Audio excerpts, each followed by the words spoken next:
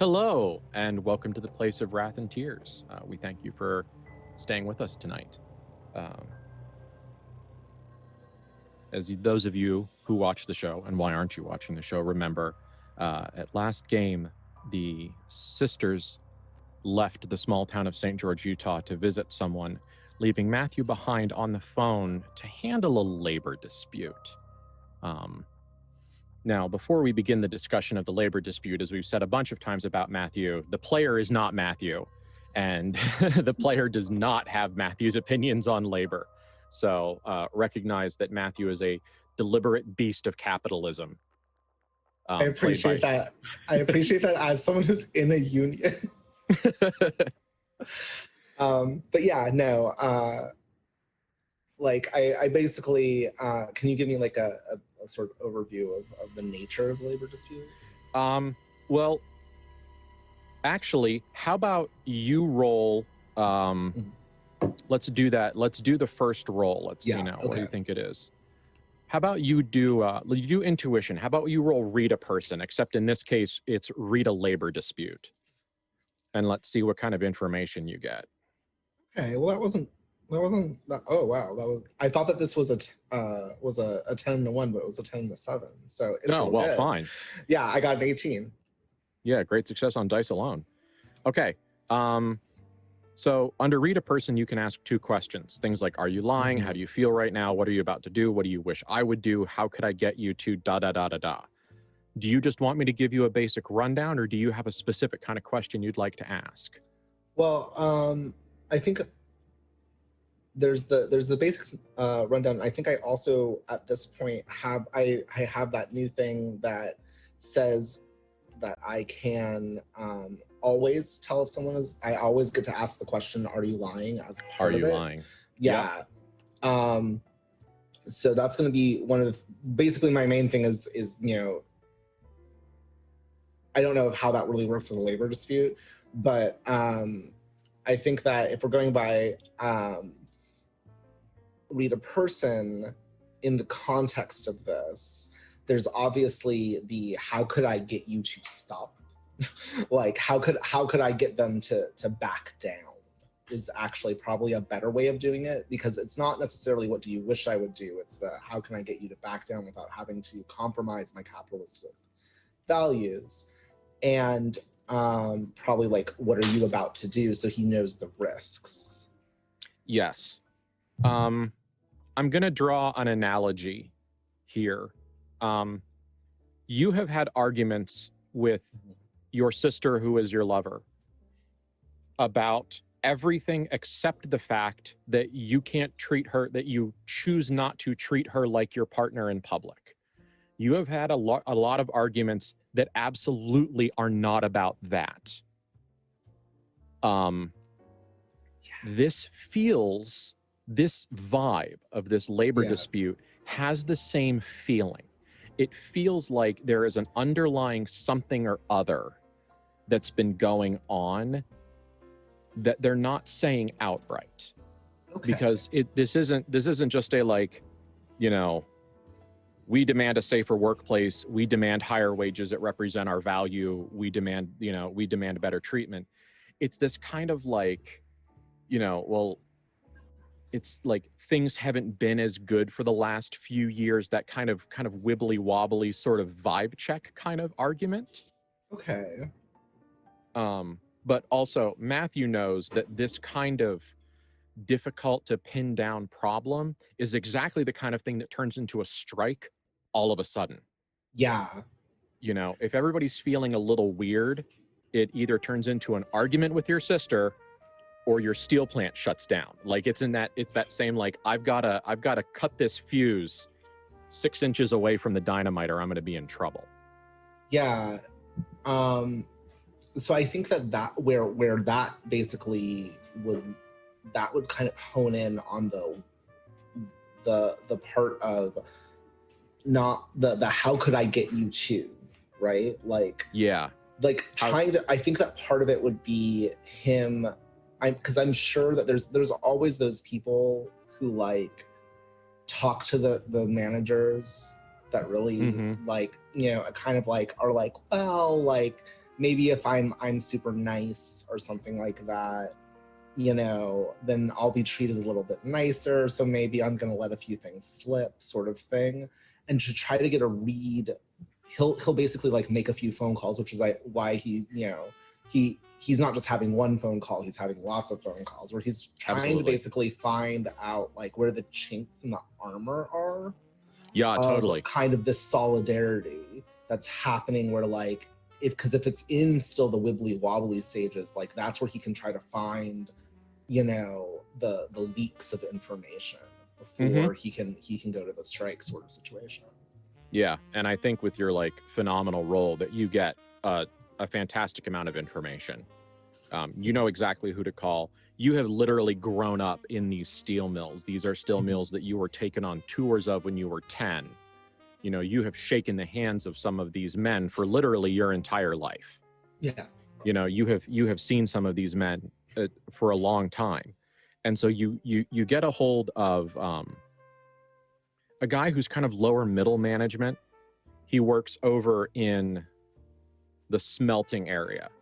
So this is when we take the lightly processed iron ore, the coke, and the limestone, and we pack it under pressure and light it the hell on fire, and steel falls out later. And these are fantastically huge machines. They're fantastically hot, and their cycles are really long. So the guys that he oversees have really long days, and they're that often low action, high vigilance positions, which is a very mentally exhausting position to be in. Okay. And it's also something much like the rest of these giant like hell pits of industry, you can't shut them down. Yeah. You know, if people aren't coming to work, if someone gets sick or if there's an injury, you can't be like, yeah, we'll just turn the smelters off for 12 hours. We'll turn them back on in the morning. Like if you do that, you just throw the whole smelter away and order a new one.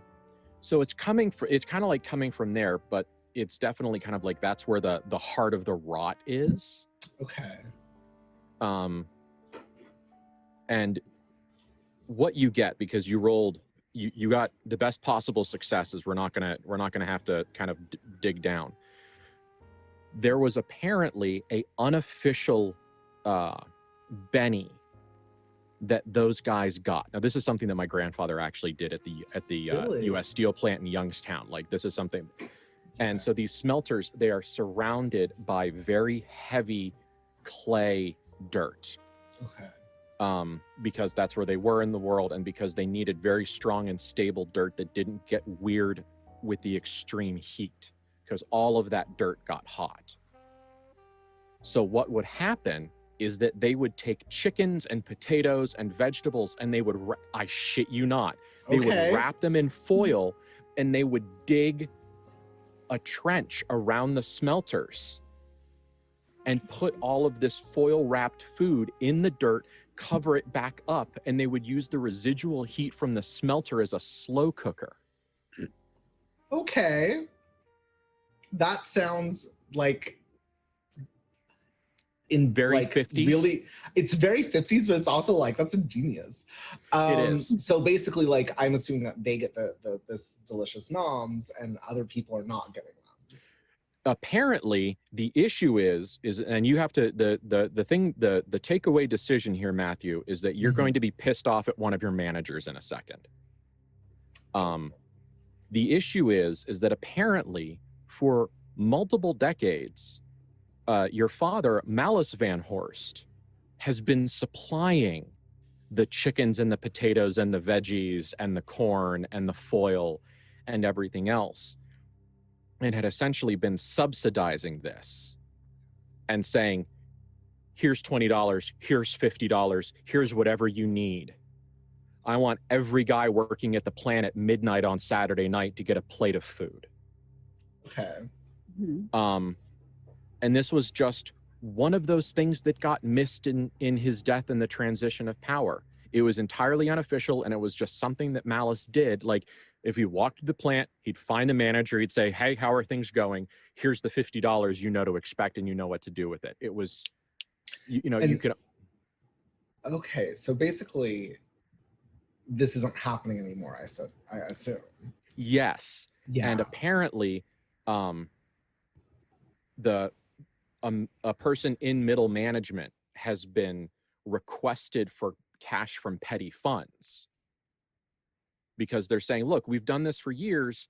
We want, it's Mr. Van Horst has passed away. His son's not coming to the plant in the same way. Maybe he doesn't know, maybe he's choosing not to, but this was really important to the guys that were working on weekends. Can we get a negligible amount of money out of petty cash? Yeah.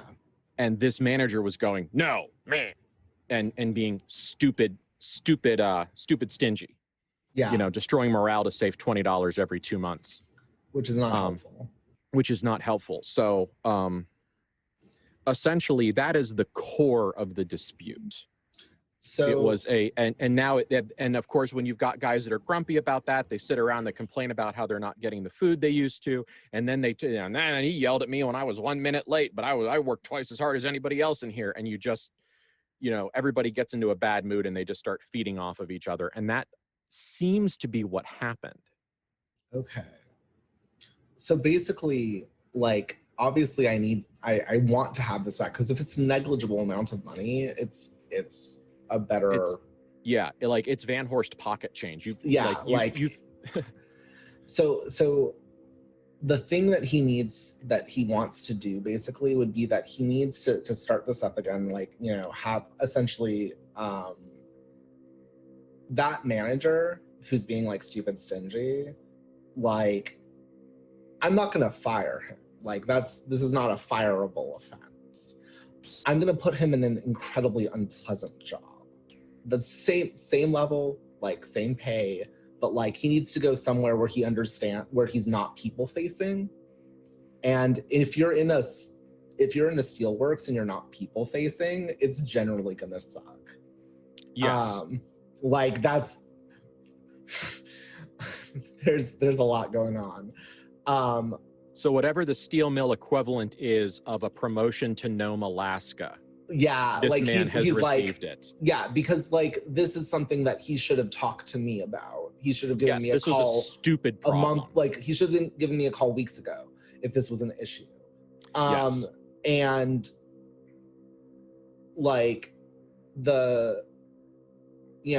he basically is going to make sure that this starts up again. He's going to probably designate someone to do the walkthrough, because he can't necessarily always do it. He will make sure that he can do it when he comes back. Yes. Which he's hoping will happen eventually. But for now, he'll pick someone who's charismatic to do that. The thing that I want to do is the job of the manager who had the petty cash that would go out. Mm-hmm. Is that a pleasant job to have, or is that is there a benefit to having that? There is technically no pleasant job. I mean comparatively. The ratio of income and power to level of effort required are both high and both generally equally matched. Okay. No one in your plant that wears a white shirt to work has financial trouble. The thing is, what I'd really like to do is see whether or not I don't want to call them my snitch, but essentially the person who got me the information best, right? The person who best kind of was well, it's this reason, if you really dig down. I want him to be promoted to if he wants, to that position, because this guy's going to Nome, Alaska equivalent. Yes. And he's in charge of counting the coal by hand. Yeah, and so basically showing if you continue to give me information that is beneficial, not only does this wonderful thing happen that doesn't require me to give anyone raises or bonuses, but or healthcare, also it's steel mill. There's no healthcare. It's either nothing or funerals. It hurts my soul. Yes, it should. But now you also look how nice it is when you tell me things, because stuff gets done, and he'll have a whole conversation with this guy like about how like, you know, it's so hard for people to be taken care of when they don't talk about, you know, their problems. It's so helpful when people are able, when, you know, I can trust someone to be able to come to me about issues and that sort of thing. You've really got your finger on the pulse of the company. Yeah. You know what's going on in here, and I need to recognize that. Yeah, and that's why I know that, like, you know, you're the right stuff for this sort of thing, and basically put him into a position, because if people are talking to him, then he's well liked also, and that's helpful on its own. And basically put him into a position where he's got a little money, like, you know, maybe if he continues in this sort of vein, he'll get a bonus at the end of the year that's a little higher than other people's bonuses, that sort of thing, where it's kind of grooming people to associate telling on the situation as, you know, making sure the problems are solved, which also will help me know where the problem people are. Because yeah, this time it was someone who wasn't doing petty cash, but next time it might be someone who's upset that someone lost an arm, and I need to be able to, like, you know, you need an work informant. on that. Like, yeah. Like basically I'm trying to get yeah. I need an informant. I need someone who will associate that with being a good person. Yes. Cuz that's what kind of destroys solidarity. Yeah, I know. It's super gross. It's gross, you know. Go wash your hands. It's like guys, unions are great. They protect you. Yes. I don't work in a union shop. Let me tell you. Moods and feelings. Important. Mm-hmm. But yeah, no, like I think that's how he would kind of arrange things, and that also I think that he'll follow up on that once we get to a few more weeks. Let's see if that happens in maybe the next 3 years. Yes. But I think that's sort of how he'll be doing that. But that would require a lot of phone calls. That's going to require him talking to people about like rearranging staffing. And so it makes sense of why he's been busy all this time, while his sisters were talking to esoteric entities of sexiness and chaos, from what I've been told. My hot metropolitan girlfriend. Yes.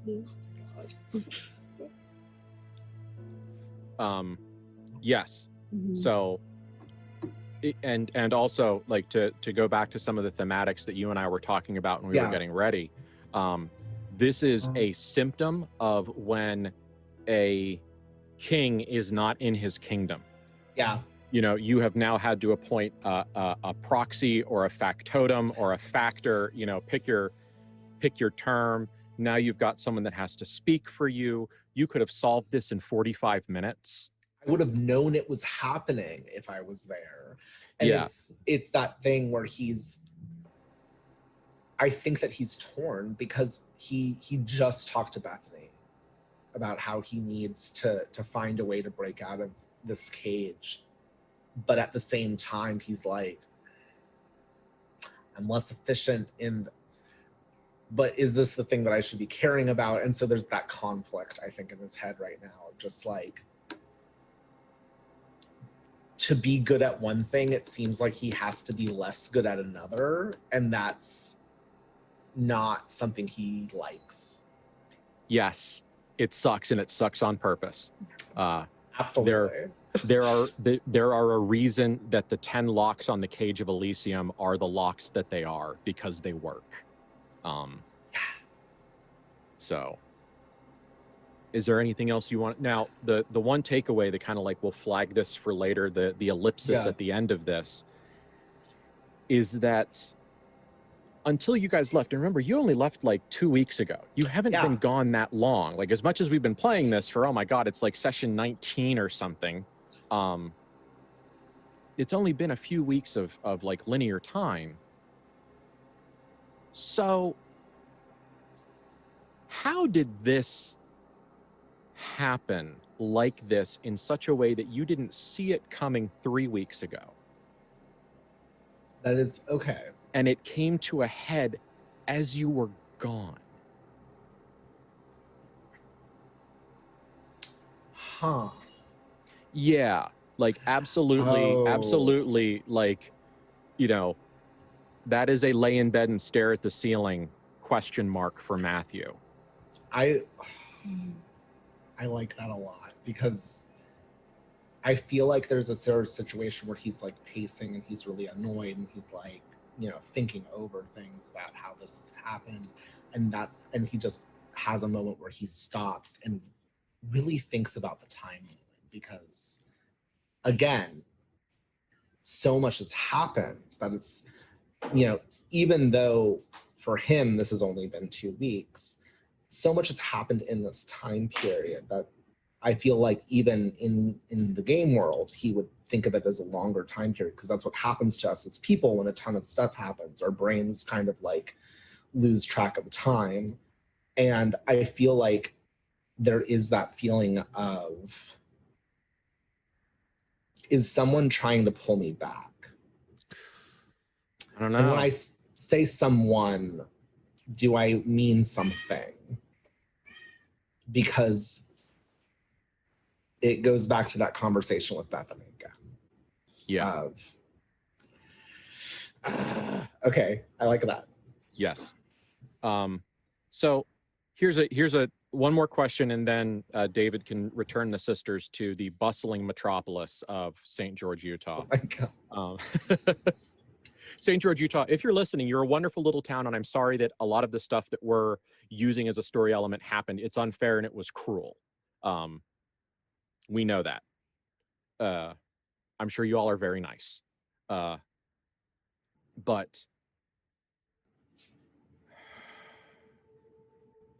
you walked through every single one of your properties before you left because you found out that they were using the name of a dead man that you guys killed, which was the whole connected to the mafia and the guy that died, and they found the list of names in his pocket when they took him to the hospital, that inciting incident. You found out about that like 2 days before you left. Like you didn't get the phone call and then dash off, for the big red dot across the map immediately. You don't do that. The Van Horsts don't just simply leave. There are apparatuses that have to be put into place. And you walked through all of your major properties. You walked through your still mills. You shook hands. You checked in.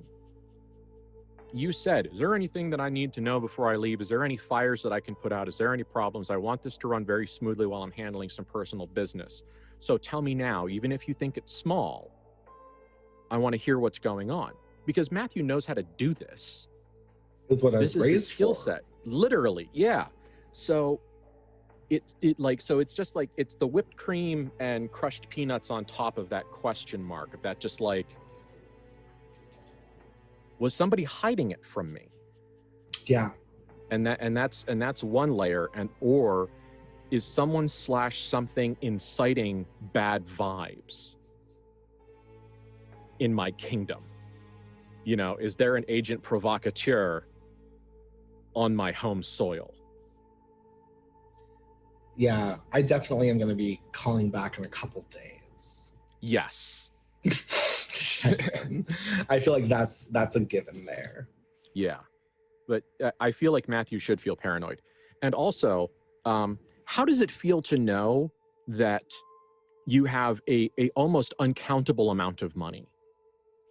Because because prestige is difficult to enumerate in an accountant's book. You have power and prestige and money and name and blood. You have so many of the levers of power and authority, but for some fucking reason, if you're not there, they don't work. And that shouldn't be how it is.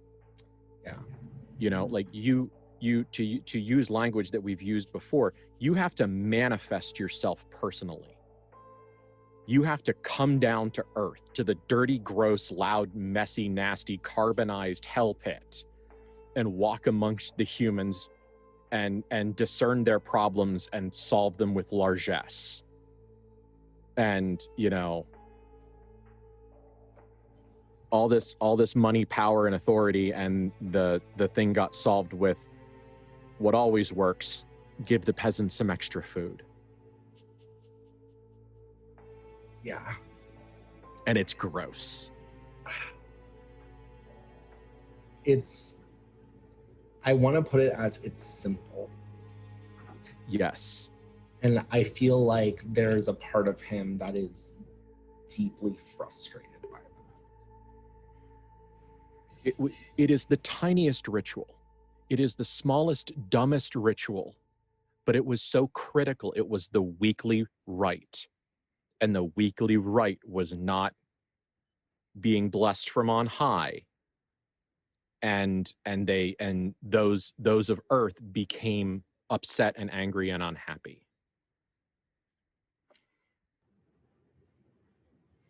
I feel like there's an aspect of bitterness because like he's dealing with some stuff that's just like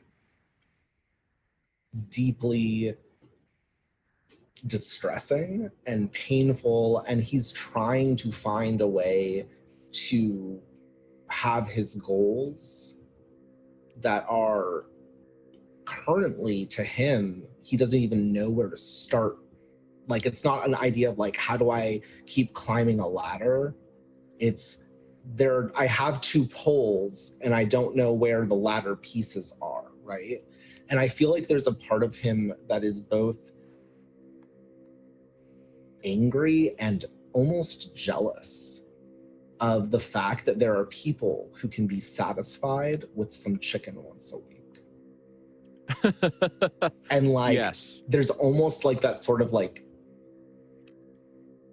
it's both an idea of putting himself above people, which is, you know, Matthew, bless. But also the sort of idea of almost a jealousy that like there is comfort. they're so simple. Yeah, and it's one extra full belly a week, and they go back to fucking sleep. Yeah, and it's that sort of combo of both the conceitedness and arrogance that comes in like, I'm better than this, but also a jealousy that is there of, but wouldn't that be nice? Mm-hmm. And I feel like those are kind of both there in a way that is discomforting. Yes. Wouldn't it be easy just to empty out all of the bank accounts and just fly away somewhere with your sisters with a really big briefcase full of money? Yeah. And just buy an island and not think about this bullshit. Wouldn't it be nice if we could just be happy and that would be enough? Is I think the best way of putting it. Yes. And that is the perfect moment for the sisters to drop in, because I want to say, as Matthew is sitting here going, wouldn't it be nice to just be fucking happy? Bethany, what's your vibe as David opens the door for you? Do you come out like in an actual little pink cloud with like the hearts fluttering up, or? I think it is slightly subdued from like the car ride home, because that's a little bit of time. But no, she's essentially just like, yay. Yes. Yeah. So, Bethany, you come out rather starry-eyed. How is Clara's vibe as Matthew sees them, looking out the window of the room, seeing you guys pulling up and David holding the door for you as is appropriate? What's Clara's vibe? I mean, she's doing better than she was. The red lady helped, heal up that awful wound that she gave herself, so she's not in a mass amount of pain anymore, and only sort of wants heroin instead of like really wanting it because she's in a whole lot of pain. And she's happy to see her sister that way. So she feels like there's a little peace in the castle, and it was a very pleasant thing, and there's caffeine and some rum in her, and things are better than they have been. Yes. So apparently wherever your sisters went without you was exceedingly restorative. Well, that's great. While you sit here with like one of your ears having turned like white and withered from the sweaty phone held to the sweaty bakelite phone that weighs 12 pounds held to your ear. And I think that's a perfect situation for you guys to meet back up, is the way everyone's thinking and feeling right now. So I shall leave it to you to reconnect. Ben, before we start the scene, what was Absolutely. the name of the apothecary, the new one that was opening? Since I have an old computer that died and a bunch of my notes were on it. We're trying to recover it, but don't have them right now. Let's see which one of my notebooks I wrote that down in. Sorry. No, it's you didn't give me ADHD. Also, you're the only one in the party who takes notes. I know. Like, you're our note taker, and we just don't. Thank you so much. Yeah, like you are the holder of the information. My deranged scribblings, a la Abdul Al-Hazred, say Annette Miller, but I think that was the lady that ran the hotel. No, and isn't Annette who we were chasing after? Isn't Annette who died? Yes. Annette was the old lady. Annette was the old lady who yes. Mac absolutely killed and skinned in ritual retribution for cheating at his sacred Sweet casino. Annette, who was so nice to meet in Las Vegas. Yeah. Yes. Our bestie. Yeah. Yes, our bestie. So I Just nice things about her hometown. Had to come visit. Yeah. They are terrible people. We are relatively good people, but they are terrible. You know what? We can start the scene because I'm just going to say it's the new apothecary that's opening. I don't need the new one, so we're good. New one. Right. Yeah. I don't think it was a name of great import. I think it was just one that I riffed. So cool. Great. Move on. Sorry. It's all right. It's fine. Matthew will open the door for them to let them in. And he just looks tired. Oh, honey. He will give Clara a kiss, greeting, and look at the two of them. Well, you must have had a much better conversation than I've been having this morning. I was going to say you must have had a far worse time. Can we get you a drink? Please, God. And Clara goes to get the flask and see what we have left of our boozy rations here. Our emergency room. Yeah. He will take the glass and basically look at the two of them. So, what happened?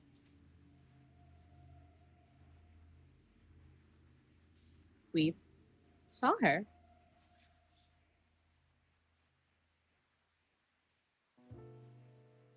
I feel like it's your story to tell, Bethany. We went and saw her. It was nice. Did she say words, Bethany? Yes, she did in fact say words. I don't ask what you two do on your dates, okay? What do you want me to tell you? Well, for one, it helps to know that those were the types of words. I'm glad it worked out that way. She is not the one fighting against Mac. We did find that out. That would have been extremely awkward, so I'm glad that she isn't. The person or the woman who was making deals with people to help them cheat fate in certain ways is the one opening the new apothecary in town. And that's who people go to when they get desperate, and that is most likely the person who is impinging on Mac's territory. The Red Lady is not all that fond of her either. All right. Did she ask for a price of this information? No. I appreciate that she's so generous. I think us having to deal with it instead of her is the price. She would deal with this person, I got the impression, but if we handle it before she has to, then suddenly that's a thing off her plate. And she is exceedingly fond of Bethany, clearly. I'm glad. She also makes excellent coffee. So both she and Mac want this person gone. Yes. Yes. Are they similar in origin? I don't think they're from Metropolis. I don't even know that the lady is from Metropolis itself, but similar in that they have power of some sort from reality, not from the illusion, I think is a safe guess. This person is able to cheat fate in front of whatever Mac is. He is clearly some sort of entity of fate or chance, luck, fortune, whatever you want to call it. That is the assumption I would make. And this person is in direct opposition to him and is able to do things that would break the illusion if you were staring too closely. So I have to imagine that it isn't just some person from Earth who got lucky and stumbled into a little bit of power. Now, whether they're a puppet of something else, who knows, but it's just a matter of going to meet them and warning them off of Mac's territory, if not completely handling the situation. All right. Well, it's worth at least getting some more information going there. We can play a part if we need to get them talking. And if we assess just how much they are like us and how much they're like Mac, is I guess how I put it, on a scale. That's helpful to know. So it's the new apothecary, yes? Yes. The apothecary, the name of the business is Milton and Sons.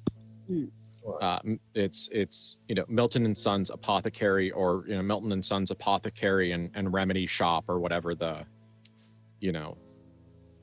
mid-century quaint drugstore term is.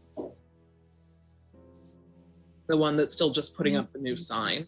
Though yes. It does seem like this person has been active in this town for a little while, hasn't just moved in. People know that you go and talk to her if something's really wrong, and the good God-fearing people of this town know that she is doing some devil work, according to the lovely front desk girl.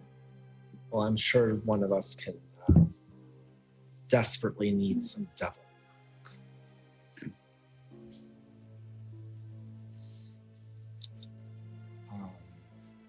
I think that that's probably the best route, going and saying that we have a problem to get some more information. And then once we have it, we can decide on how to deal with this person. And he will look at both Clara and Bethany to get sort of their expressions on the matter. I think that's a wise choice. We have to decide who is sick with what. Yeah, what should our problem be? The question is whether or not this person can tell if we have a problem.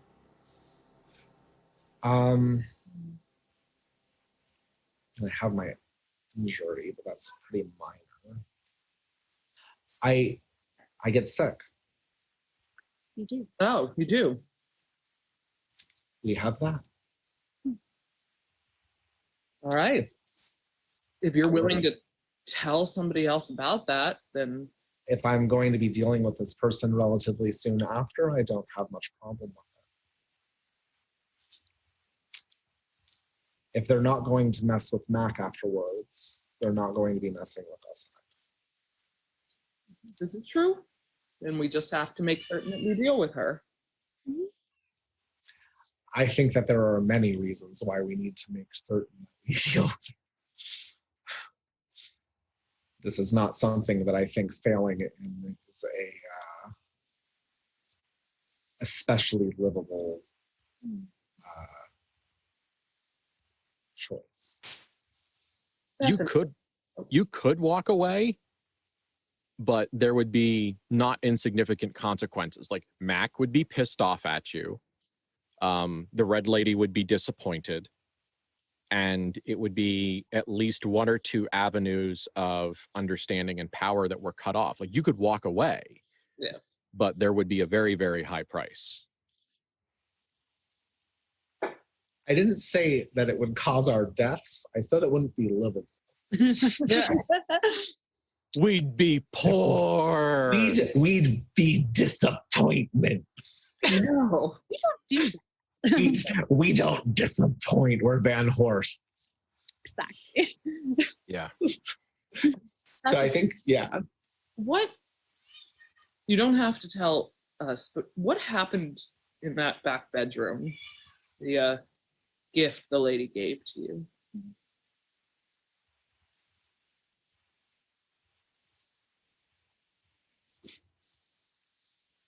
I appreciated it. I finished. It was another of you, right? Yes. She looked like you. From what I could tell, I poked my head in. Can you do that to other people? Sure, I could.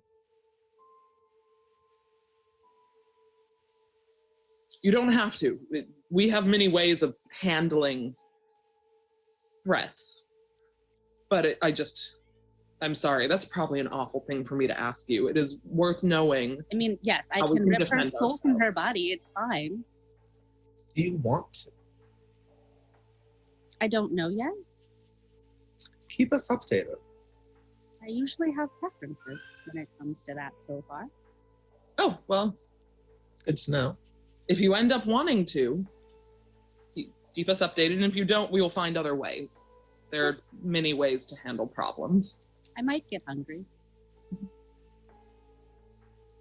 All right, should we go? I'm wondering if we should wait till after dark. This feels like a thing that you do surreptitiously, not, in the full daylight of this very pleasant Mormon town. Do we know where to find her outside of the apothecary? It's not open yet. No, we could go. I don't think that we do, but we could go by and ask. I mean, if there's rumors, we can try to find them. Exactly. Where did you first hear of her? Oh, I first heard about it when I was talking to the front desk girl, but she doesn't know much, just knows that Annette might have gotten tied up into some of that nasty business. Okay. And that there is somebody in town that people go to when they get desperate, and it's awful. Is But there a hospital here? Or a doctor? There is hospital is a strong word. There is a doctor here, but this is a small town. If you need to go to a hospital, you're going to a larger city. I mean, we recall that Las Vegas isn't that far away. There's a couple of other cities that are closer. So it's just mainly looking for like a place where we could try to get information from people of like how to kind of contact this person. So like looking for people who are desperate. So yeah. Not so much if we were just doing like a small doctor, because that makes it harder to talk. Well, it's kind of like come up with a good story and we'll work with it. Okay. This is not a second edition D&D adventure where you have to know like that you pay the cleric 5 gold, you go into the back room and you pull the second lever on the right, then the first lever on the left. This isn't that. It's like whatever works to tell the story is going to be the right answer.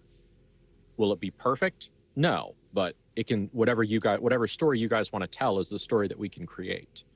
So, worry less about what you think I think the right answer is, and tell me how the Van Horsts would Van Horst their way into that information.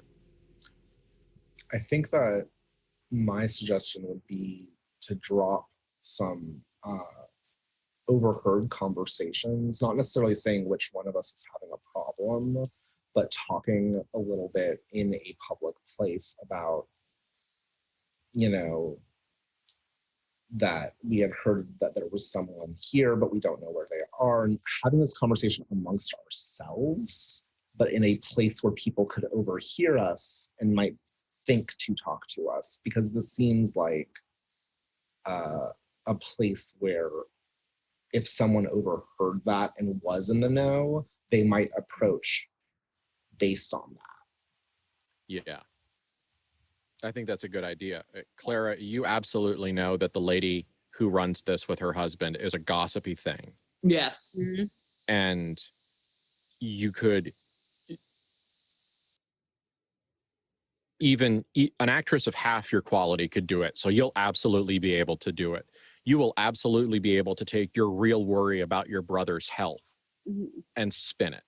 You know, it would not be a challenge for Clara to go, I am worried about the health of my brother. And so you could easily say, hey, look, this desert air, it's not sitting well with him. You know, I don't think it's a big deal, but, you know, he's had, and you could describe cancer-like problems Mm-hmm. and say things like doctors haven't been able to find anything. You know, do you know, where is the doctor in town? Do you trust him? Do you like him? Do you go to the doctor? Where do you go? Like, I just want him to have a checkup and make sure there's nothing there. Yeah. And with a roll, you know, depending on how well you roll, that will either be a one step or a multiple step process. Yeah. You know. Yeah. Oh, yeah. She absolutely would do that. And she's already kind of established a friendship with this lady and knows not to tip her anymore. Yeah. We've learned. Did. Weird. But why don't you want extra money? What the fuck? So yeah, she'll be like, why don't I go downstairs and see if I can get anything else from the front desk? And we can go from there. She was very helpful before. Yep. So Clara will go down and I'm guessing it's charisma, influence other? Yes. Yeah. Well, I think that's whatever it is. It's like a +3 or 4. Yeah, I'm a +3 on there. 15. Great.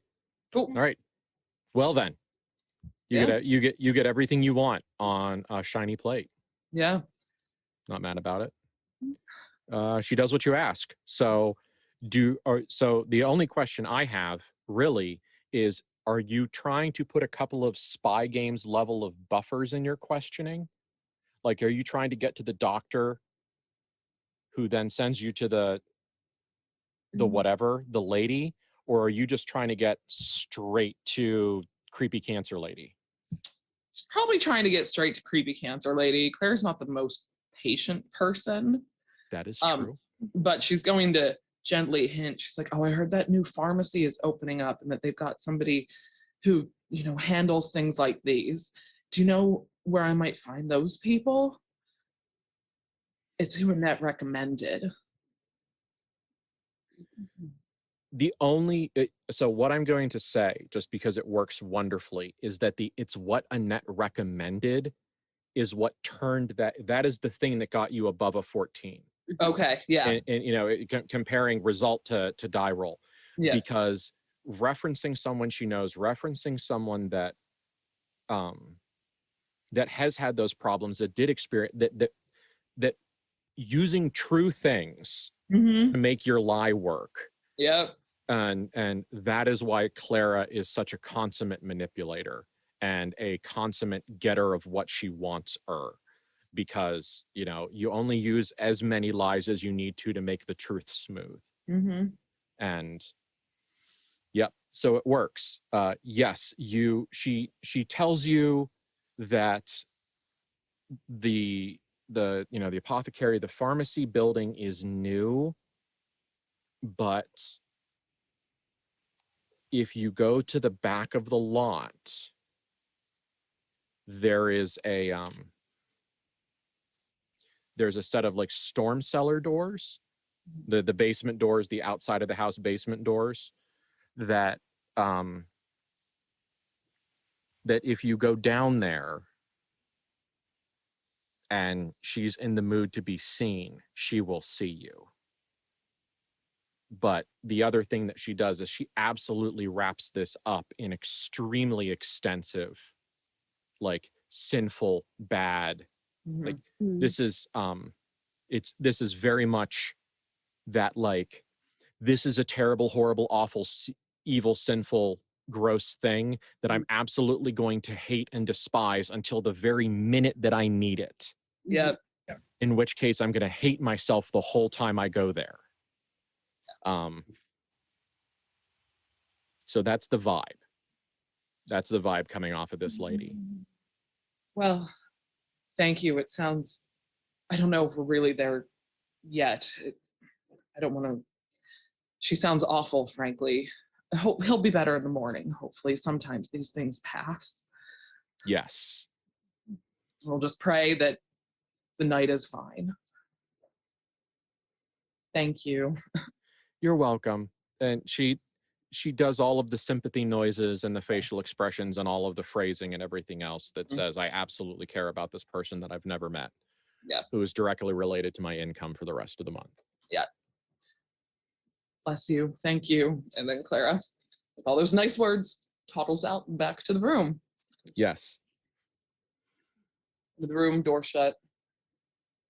Behind the pharmacy, there's a set of cellar doors, storm doors, and if she's feeling like seeing people, that's how we find her. You're perfect. Mm-hmm. Still probably something we should do after dark. This town Absolutely. is very Yes. gossipy, and it is very much considered what this woman is doing is not approved of. It is devil work. It is awful. It is. I was warned many, many times that this is an awful thing. We would never want to go against God. Of course not. But she sends, the front desk sends all of her blessings and good wishes for your good health and is very worried. Appreciate it. Mm-hmm. So we could find some actual food That would be good. and then tuck into bed and sneak out quietly as possible when it gets later. If we can go out without being noticed, that's probably the best way of doing things. We'll see if we can. It's a small town. It's a dry town. It's a heavily religious town. You know, as long as you don't drive down the headlight.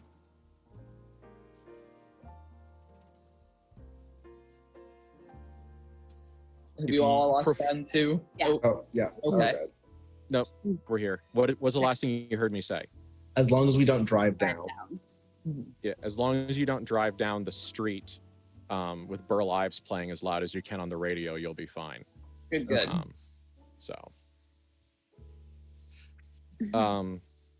Speaking of Burl Ives, I'm going to lay the groundwork for the other thing tonight. A car drives down Main Street with Burl Ives playing really, really loud on the fucking radio. One of the, not the Johnny Cash version that all of you are about to think of, the older version of the Cowboy Legend, otherwise known as Ghost Riders in the Sky. Okay. But it's a tenory version, so it's not Johnny Cash's basso drawl. It's a much gentler, more tenor version of the song. But you do hear that Ghost Riders in the Sky as it rolls down the road, and two guys park and they get out and they've got the Matthew. You know these shirts. These are engineer shirts. They're the white with the collar and the chunky tie. Like the knot is large. Short sleeve. That's the giveaway. These shirts are the short sleeves, and the chunky tie, which Matthew recognizes as a pull-away tie. Because clip-on ties were invented so that if the lathe or another spinning machine grabbed the tie, it left the head behind. So that's where those were created for. But it's a recognizable look, especially if someone, I don't know, owns a steel mill. Interesting. because you look at it and you go, short sleeves, how's their ties? Yep, their ties are, their ties have this ridiculously large chunky knot because it's got to hold the little clip at the back. Like, I know what those guys are. Those guys are engineers. I don't know what flavor. Like, but why are they here? Yeah, I don't know what species, but I know what genus they are. Yeah, that's interesting. And they park and they open the trunk of their car and they start puttering around with stuff in the back. It looks like they're going to be here for a while, so that's not a right now issue. But I definitely take where do they seem to be parking? They actually they park in some of the general parking on Main Street. Okay. And then walk into the very small city building. Because this is one of those classic mean streets where all of the buildings are connected. So they walk into the little city office or clerk's office or whatever, a little piece of the administration apparatus on Main Street. That's definitely something that he's going to check out. Yeah.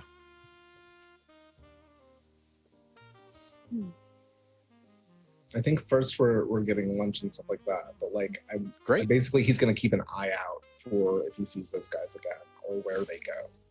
Absolutely, I will keep you updated. Okay. So lunch at the dry diner that doesn't have coffee or anything else. Yep. Yes, we are. So it's a cheeseburger and some hot dogs and what is it? What's the salad? Is it that Cobb Is it the Cobb salad? Is 57 the era of the original lettuce wedge? Oh, probably. Or a Waldorf, Oh yeah, a Waldorf. On grapes. Oh, just barf-o-matic. Yeah.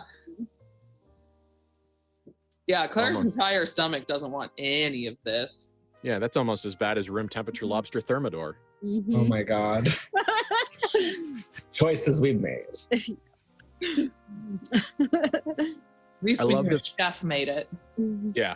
I love the fact that in this long-running game of nuclear Armageddon, necromancy, soul-eating, incest, capitalism, that our bar for terrible is warm seafood. Okay, but it's warm seafood. I love that that's the line. Yeah, Clara kind of picks at it all, but is definitely not interested in this food. Yeah.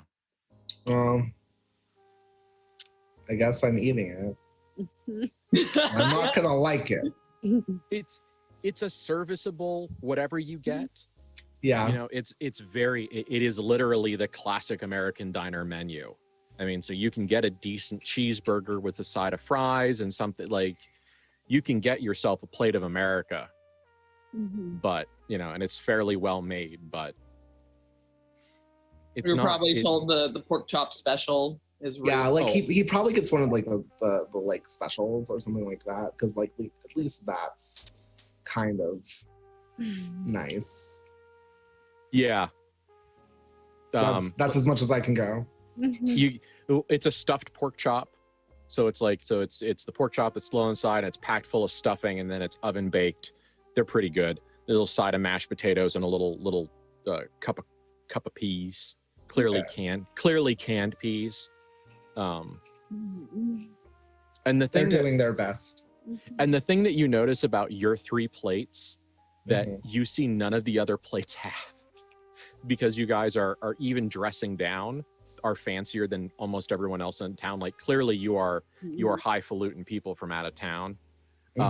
There's parsley. Somebody is mimicking their attempt, they're trying to zhuzh it up for the out of towners. That's delightful.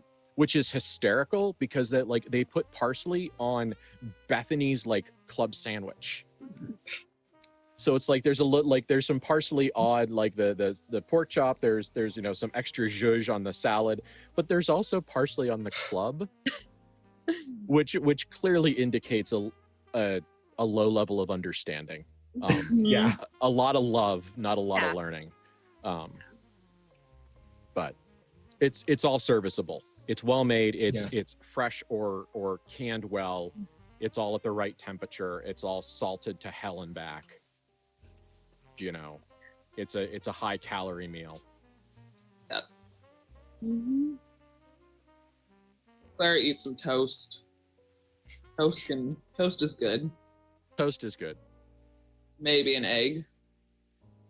Yeah. And then gets the Waldorf salad and immediately regrets it. You know what it reminds you of? Like, as it comes out, it reminds you, and I'm not at all bringing this up for any other narrative reason. This reminds you of the steel lunchbox full of cancerous viscera. Oh no. From the necromancy bomb trap. Yeah. Like, you're just like, oh, look, it's a bunch of kind of like vaguely organic round shapes in an indescribable shiny semi-solid. It's my favorite. Clara excuses herself to go gently. That was just like sat in front of her because somebody really recommended it and was on the specials, and she was like, this was a mistake. Gonna order Claire an herbal tea. Yeah, that sounds lovely. Yeah, we've got to update the yellows and reds and hard limits for, like, you know, certain accurate descriptions of Waldorf salad. Accurate descriptions of like 1950s food just in general. This is it. We're all terrible people, and we're also all plague snobs. So, you know, the food is important, and we have opinions. I really off-game like Waldorf salad, which is the funny thing here. Like, I've never had it.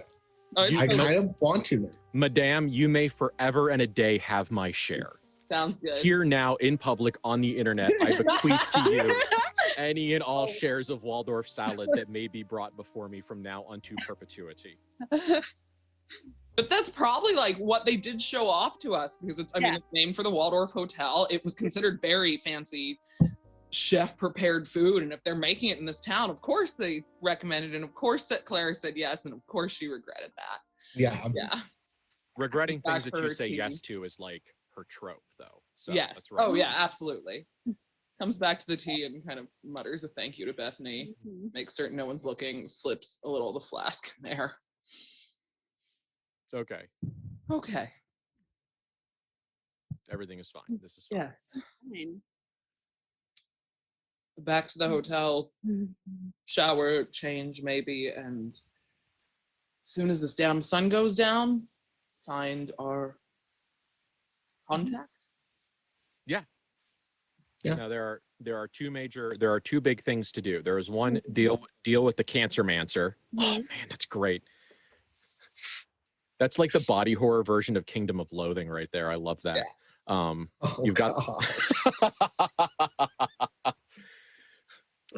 You've got the cancermancer to deal with, and then you've got the two engineers. Those are the two big points before we return to Las Vegas. So my question for you is, it's 20 after 9. Do we want to take a break till 9:30 before we get into a big long scene? That's what I'd suggest. So, yeah. No problem. And the other question is, which one do you want to address first? I don't care. I guess my question is how much, like we said, that was lunch? Yeah. Do we want to try and, like, if we're waiting until after dark to go? Yeah. It might make sense for the engineers to try first. and, like, I think so. Look into the engineers first, especially if Matthew is actually interested in, like, what building and City Hall they went into. And, like, Okay. Yeah, so I'd agree with that.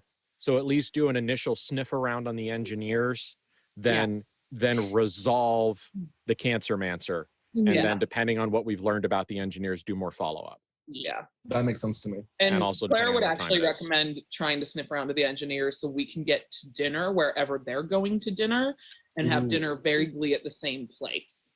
And maybe run into them, because clearly we're all from out of town and we're all a little nicer than this town. And isn't it nice to see some other tourists? Yeah. Well, you've got here and the mildly upper class steakhouse.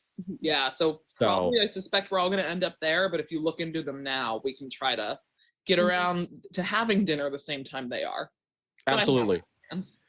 Well, there's a lot of charisma in this group, so you'll be able to make sure that they eat dinner wherever you. Let me buy you dinner, guys. I want to hear what you're doing. Yeah. You know. Sounds So, good. All right, Sounds so good. we are going to break for 10 minutes. We'll see you all back at 9:30.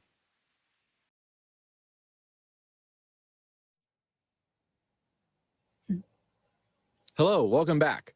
I just want to throw out a very quick content warning.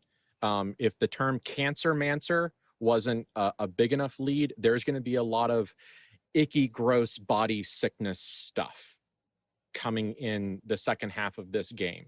So if that's not where you're at emotionally, it's okay. Just, take a break and come back later. But just wanted to flag that to make sure that didn't sneak up on anybody. But right now we have, two of us have completed a meal and gained the well-fed buff. One of us has become an incidental aesthetic, which is not where we started. But here we are. So we're gonna chase down a couple of engineers, and they're engineers, so it should be a pretty short chase.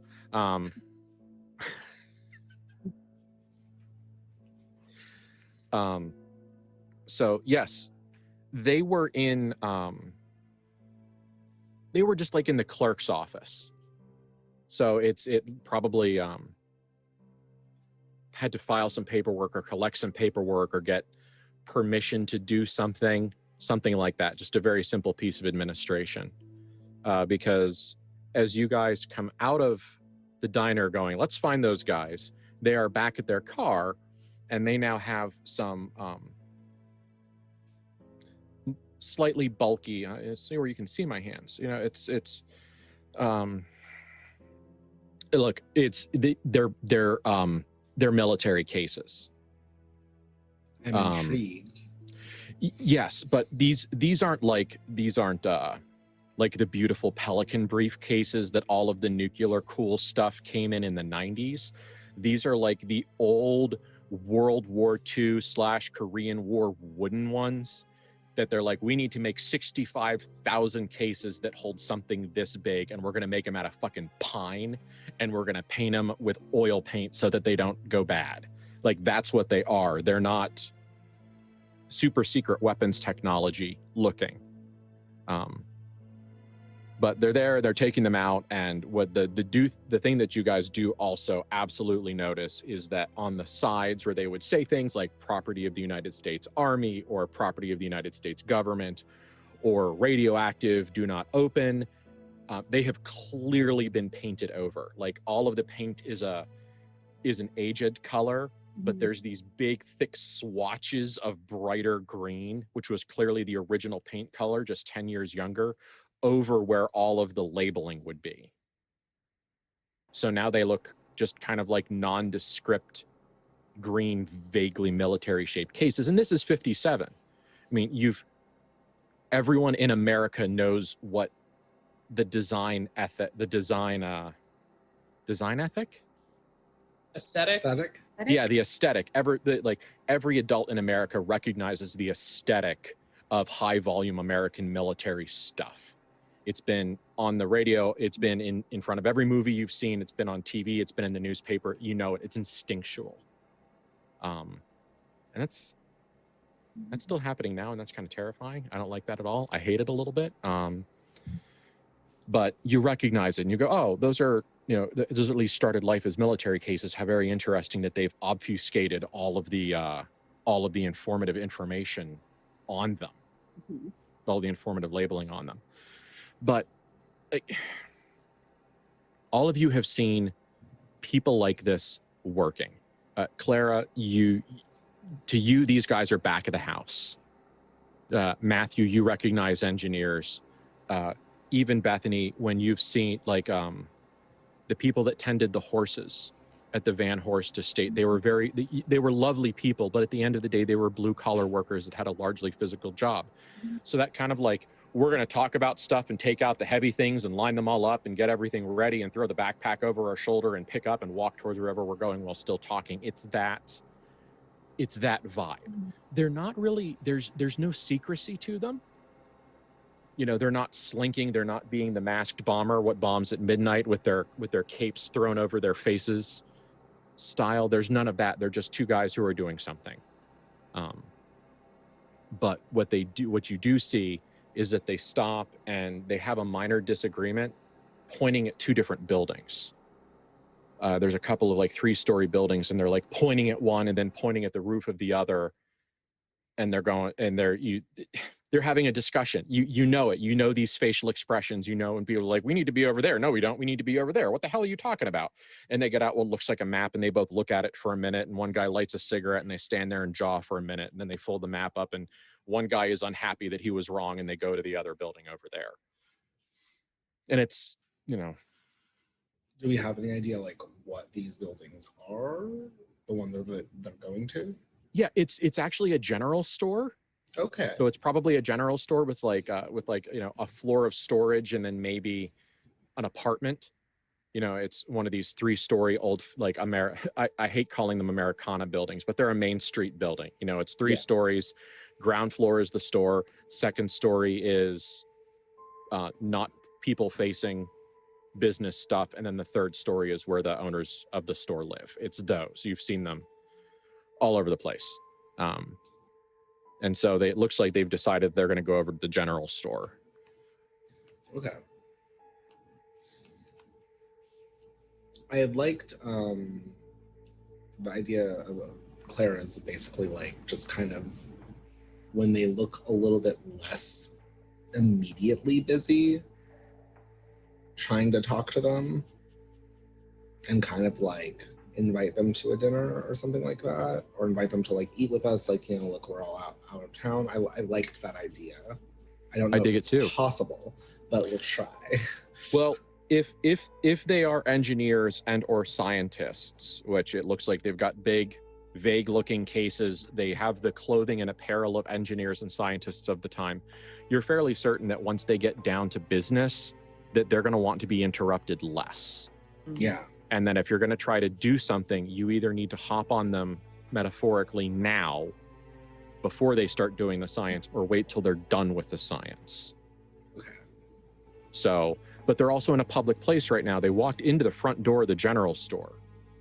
Mm-hmm. So if you want to walk into the general store and listen to what they're doing and look at the magazines and the newspapers and see foot cream, whatever the hell's there that Clara could conceivably use as a rational excuse to eavesdrop, now would be the time to do that. Yeah, Clara's gonna head into the general store. If everybody wants to come, that's fine, but looking to see what newspapers are there, and I'm guessing the Times and the Wall Street Journal are not there. No, it's the Las Vegas Herald, whatever the old Las Vegas paper is. There's one from Salt Lake City, which surprises absolutely no one. There is apparently a weekly newspaper published every Wednesday, let's say. Published every Wednesday. It's what do you want to call it? The St. George Herald. Mm-hmm. But it's nothing. It's like, here are when the farm shows is, here are auctions, here are those times. It's a bulletin board in newspaper format, which is absolutely what you would recognize from any small town in this area at this time. So I'll go in as well. I'm basically like Matthew is essentially following Clara's lead in this because she's a little bit better at knowing like how to surreptitiously be around. He's basically there as backup.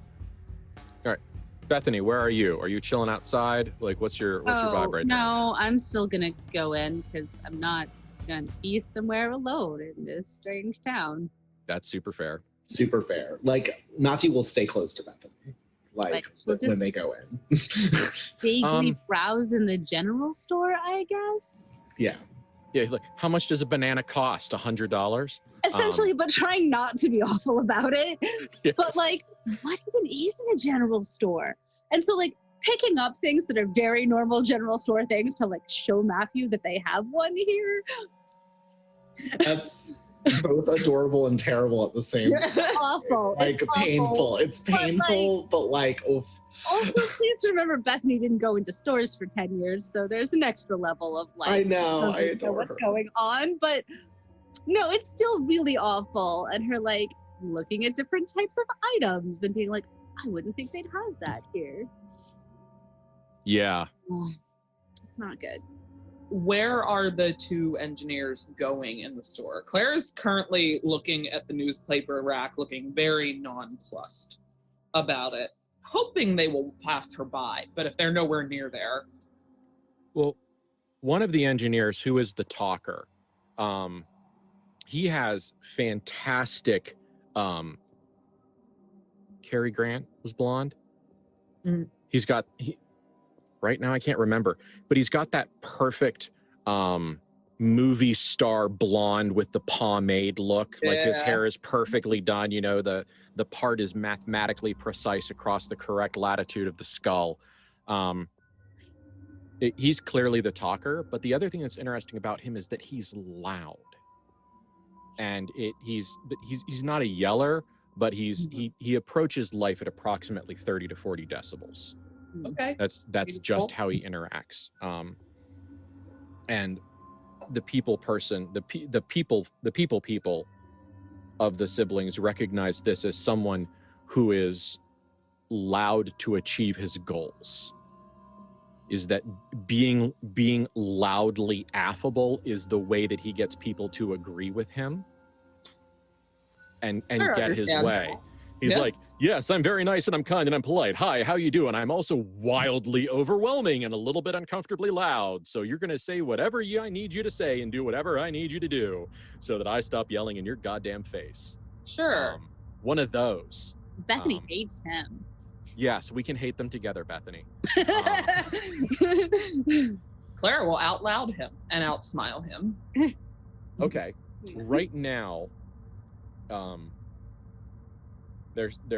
right now what you hear is that the engineers are trying to get on the roof. They're like, we just want to do some air sample testing. It's nothing, it won't hurt nobody. It's not, look, you're not even going to know we're there. We're going to be up there for an hour. We're quiet. We don't even use any power. We've got a couple of batteries for the couple of things that we need to use that need power. We don't need a generator. We're not going to draw off your building. We're going to stand up there. He's like, look, how about this? How about you sell me that can of beans and I'll put my cigarette butts in it? Like, he's one of those. Yeah. Then the other engineer is waiting for this to be done, blatantly waiting for this to be done. He's just like, oh my God, this guy's an asshole, but I hate talking to people. So I'm going to just quietly like let him be an asshole on my behalf. But so that's what they're doing. He's like, what's it gonna take? You need me to buy something? Tell me, like, how much do I gotta buy? Can I just give you the cash? And I was like, hey, like, how much does it cost to rent your roof for 2 hours? Can I give you $20? Like, Does you know. the general store owner or manager look like they're very not into allowing this, or just that they're overwhelmed? They're a little bit overwhelmed. It's that kind of that, like, I don't know you and I don't want you to have access to my building in weird, inexplicable ways, despite the fact that you assert very loudly and repeatedly that it's harmless. He's just kind of like, I don't know who you are, and you want on my roof. And what if you fall? What about the insurance? What's, like, who's going to pay for damages? That's kind of like, he could be convinced, and if you left this scenario alone, the loud blonde would get his way in about 5 or 10 minutes. Do the engineers have any sort of like name tag or ID tag or names sewn into their little white shirts or anything? No, not in any way that's visible. That's fine. However, from being around David, you recognize the rise of the link chain for dog tags around both of their necks. So they are both wearing military identification. And last question, is there a town near-ish that when we were looking at the map coming up here, Clara could have seen on a map?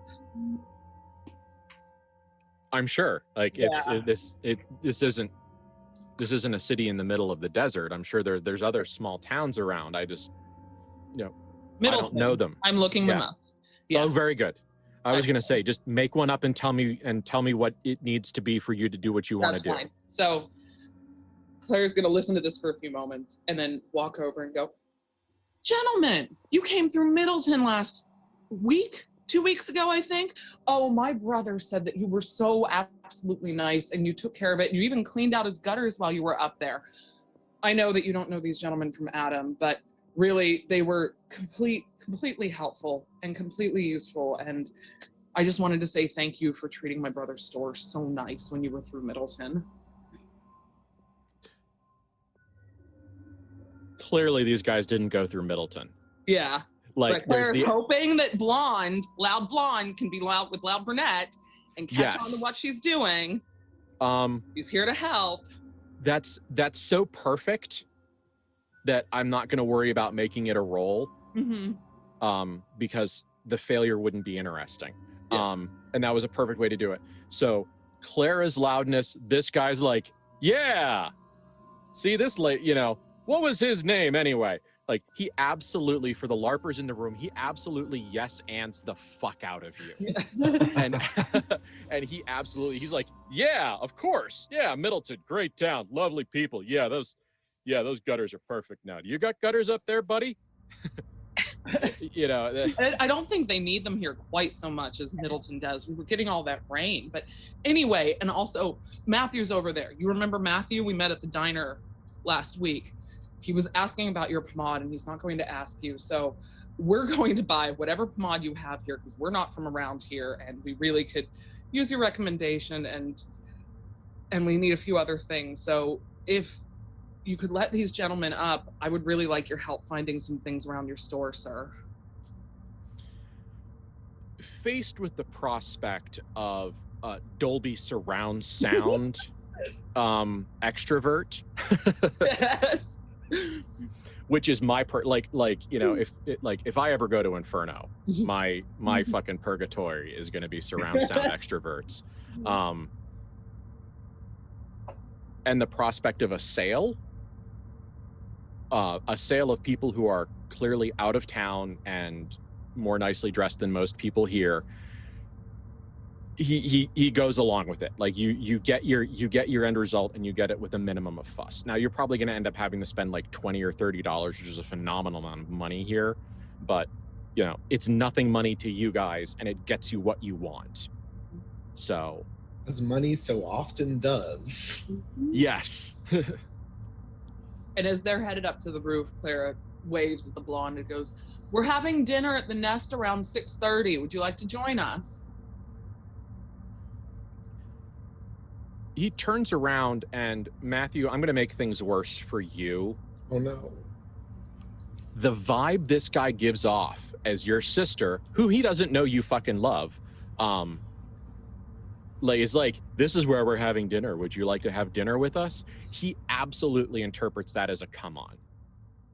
Like, this is one of these guys that interprets every interaction with a woman below 80 as a potential sexual interaction.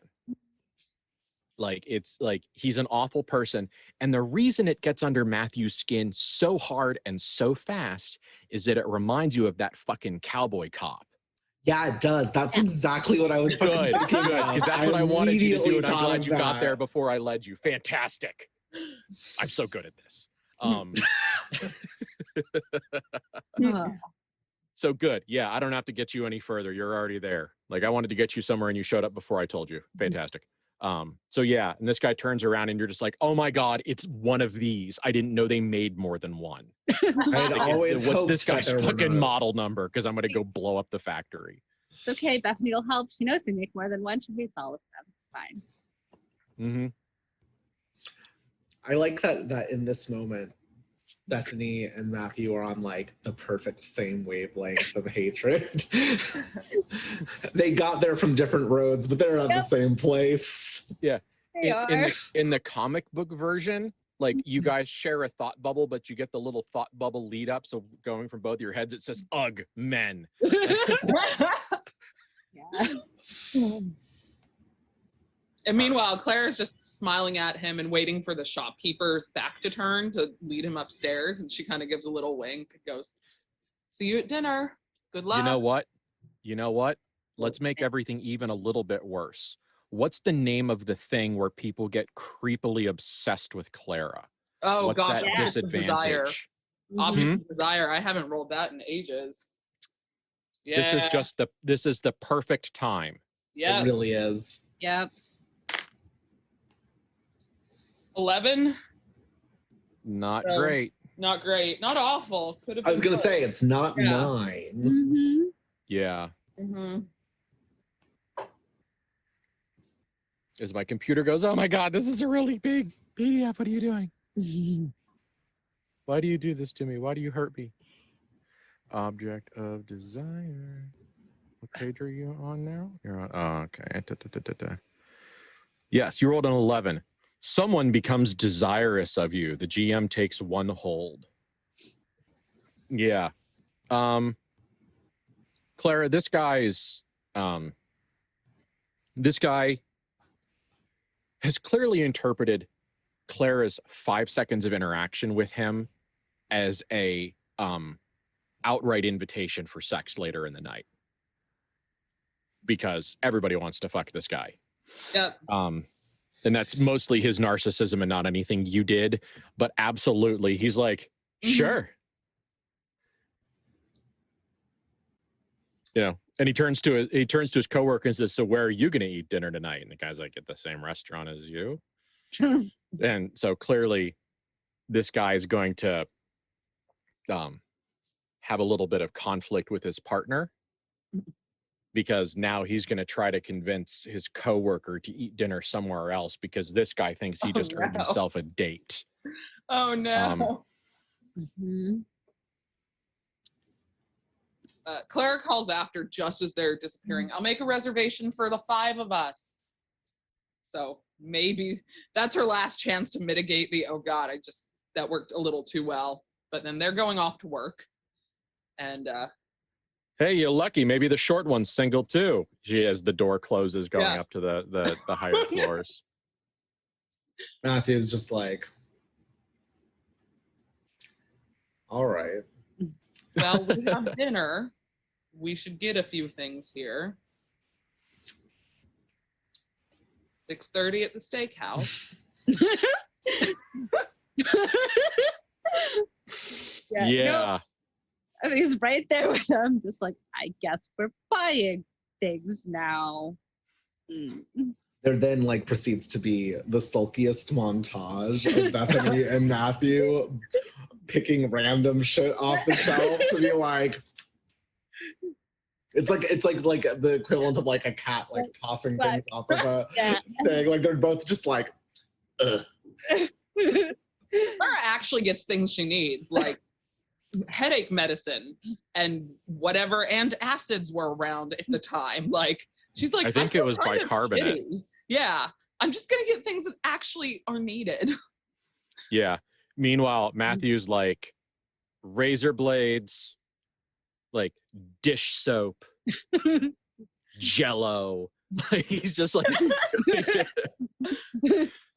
Clara also stops and looks at the rubbing alcohol. Ooh. And has a long thought. You know what? Roll addict. Oh God, yeah. Like, I know, like, I know we're kind of like spontaneously rolling a lot of dice, but it's kind of like we keep walking into the troubles. Yeah. 13. So once more middle of the road. Yeah, we're just buying random things. Just gonna buy some rubbing alcohol, you know, just in case we get scrapes later. Yes, that's how that works. You purchase the rubbing alcohol ostensibly for medicinal purposes. And the mouthwash. But absolutely. Yep. Clara's also like, and I'll need some Coca-Colas. Yes. Yes, and tonic water in case I have an upset stomach. Exactly. Yes. Yep. So she has a basket full of very useful things. Yes. That is also like Clara has a basket of privilege. Yeah. Yeah. which is fantastic. All right, and it comes up to money that literally doesn't matter to you guys. Like in absolute corporate hellscape, capitalist nightmare, like Matthew probably made more money in the time he spent in the store than you spent at the store. Well, I did put in a lot of effort earlier. You were on the phone for like 2 whole hours. You Yeah. deserve something nice. I really do. You deserve a Louis L'Amour novel. You do. Lord.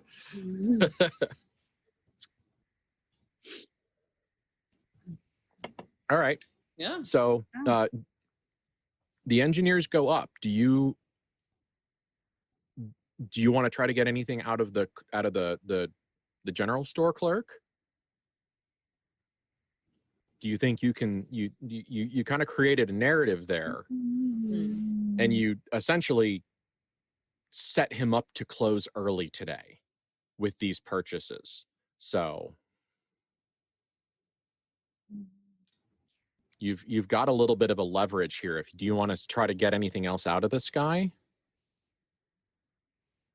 I mean, I'm all for that. Like, this is the sort of thing where like Clara really set up a lot of it, and so like I want this to kind of be like your time to flex your social muscles.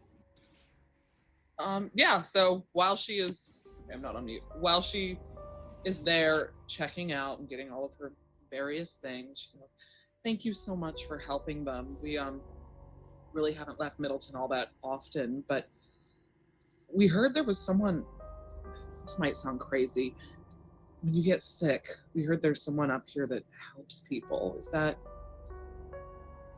right? I mean, I know I sound silly, but and she puts another helping of expensive-ish things So like out. You buy all the ridiculously expensive stuff that like sit on the shelf at a store like this that like no one buys. So you're just like, yes, I will buy this stock that no one here will buy. Yes. This dusty stock. Yes. This parfum au français that you have here on this shelf. Yeah. Can she drink it? Hey, you know what? Sir Terry Pratchett once said, all mushrooms are edible. Some mushrooms are edible once. Yes. She ignores that thought and keeps smiling at the clerk. Yes. Can you put it in your stomach? Yes. Yeah. So how about you roll influence other? Yeah. And normally, so that's plus charisma, and normally that would be you would have some negatives because you are trying to get some like culturally sensitive information out of him. But the amount of money that you guys have spent very spontaneously at his store amounts to a fairly sizable bribe. And he's going to do everything within reason to keep you putting things on his counter until the money changes hands. Okay. So he's in that he's very much trapped in the service position of like, if I piss them off, they're going to walk away. Like the man who clearly has the money is standing over there still in the corner of the store. He's got to walk all the way across my store to take out his billfold and pay me. And I need to keep these ladies putting things on my counter until he does that. And shit. So he's, you've really got him on the horns of a social dilemma. And what did you get? Because I was too busy narrating to remember. That's fine. I rolled a 14 and she's 3 charisma, so 17. Okay, great. Fantastic. He confirms it. that, there's he goes, well, there's a doctor, old Dr. Smith over here. He's a good man. He stitched this thumb up and points at some horrific blue collar twisting scar that's like 45 years old across the back of his hand.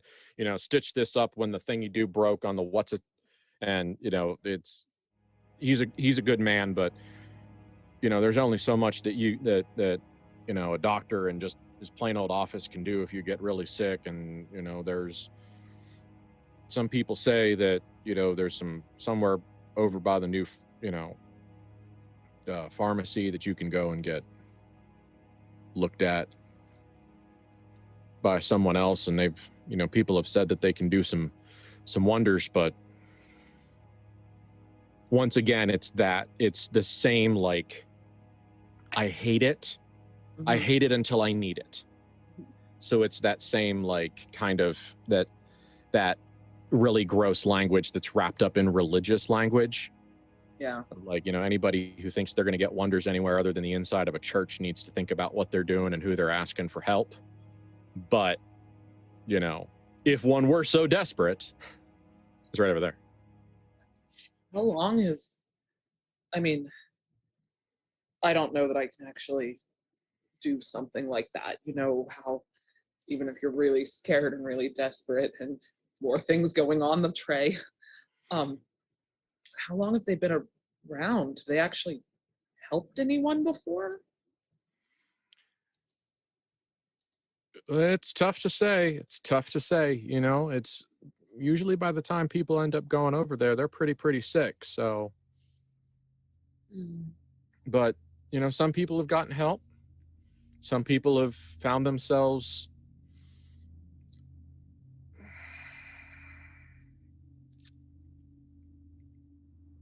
lucky.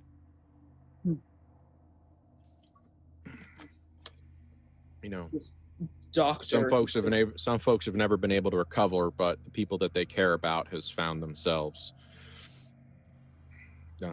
lucky. Assisted. Yeah, lucky. So it's not really a doctor. They've been here long? Round on about 5 years. 5 years? No, 6 years. 6 years. Shit. Sorry. Heck, must be doing something to be around that long. Yeah, I think actually, you know what? They showed up on Valentine's Day, 1951. Now I remember. I remember that because I always get a little special order of chocolates and perfumes and things for the husbands that forgot to order anything, and that's about 2/3 of them out here. I got to tell you what. Really. Oh no. So I always get myself a little bumper of cards and anything else I could get for fairly cheap. When the gentleman comes staggering in here after working all day, having forgotten it was Valentine's Day, I saved the day. You're a smart man. Thank you, ma'am. Awfully precise a date. Must have been quite the entrance. I can't say it was a really big entrance. It was just, when you're doing something so specific, when you're unpacking a box like that and you've got flowers and cards and perfumes and boxes of candy in your hand, there's really only one day a year that you've got all that stuff laid out on the counter. Yeah. So it's, it might sound a little precise, but, Matthew, get me a box of chocolates from over there. Suddenly want one. Sure thing. And like he tries to basically have the expression of someone who is like that almost condescending sort of like, oh, I'm just going to let her do what she wants. That's what she enjoys. Like that sort of thing, to kind of continue the sort of impression of like, if you let my sister talk more, I won't walk over to you. Yes, absolutely. Like that sort of thing of like that. I'm trying to like figure out the words for it, but you're perpetuating like that sort of patronizing look. Yeah. So those gentlemen on the roof, they did come through town, but it was my brother's shop, it wasn't mine. So what did they tell you they were doing? They left our shop so nice. I didn't really complain about it, but I was really curious. You know, they showed me some documents and they looked good and they were signed off on by the city clerk. All they wanted to do was take samples. They weren't going to do anything else like that, but they went through filed all the paperwork. They paid the 50-cent filing charge and everything else, but I've never heard of where they're from. Where are they from? They're from the Proving Grounds? Oh, I don't think I've heard of it either. Somewhere in Nevada. Oh, it might have been one of those test sites or something. They're always calling them different flashy things. You know, the government. Oh, yeah. Yeah, that makes sense. I was figuring for something for boot camp, but maybe a testing site, Proving Grounds. Maybe rockets. Maybe. Think we'll ever get a man on the moon? Oh, I don't know. That seems like one of those dime novels, but nice to dream, isn't it? Mm-hmm. I don't care if we get there or not. As long as we get there or not before the Russians do, I'll be happy. I would salute Of course, to that. how you think you're going to get anybody to do anything without paying them an honest day's wage? I'm going to. Yeah, of course, yeah. And then she kind of trails into a little chit chat, but kind of gives Matthew the let's pay look. I think this is all. Okay. Yeah. Let's go. Go. Yeah, he'll make his way over. Yes. All right. And it's a negligible amount of money. Yeah, it's fine. Yeah. Yep. Okay. We get our things and head back. And when we are walking out the door, say our gentle goodbyes and everything, Clara stops while we're headed out the door and pulls out a cigarette to light, and kind of leans against the wall so it's out of the wind, but is doing this very slowly to see if we can hear anything that's being said on the roof. Oh, nice. Okay. Yeah, I dig it. So I want two things to happen. Well, Bethany needs to roll dice twice. Okay. Clara needs to roll once. Okay.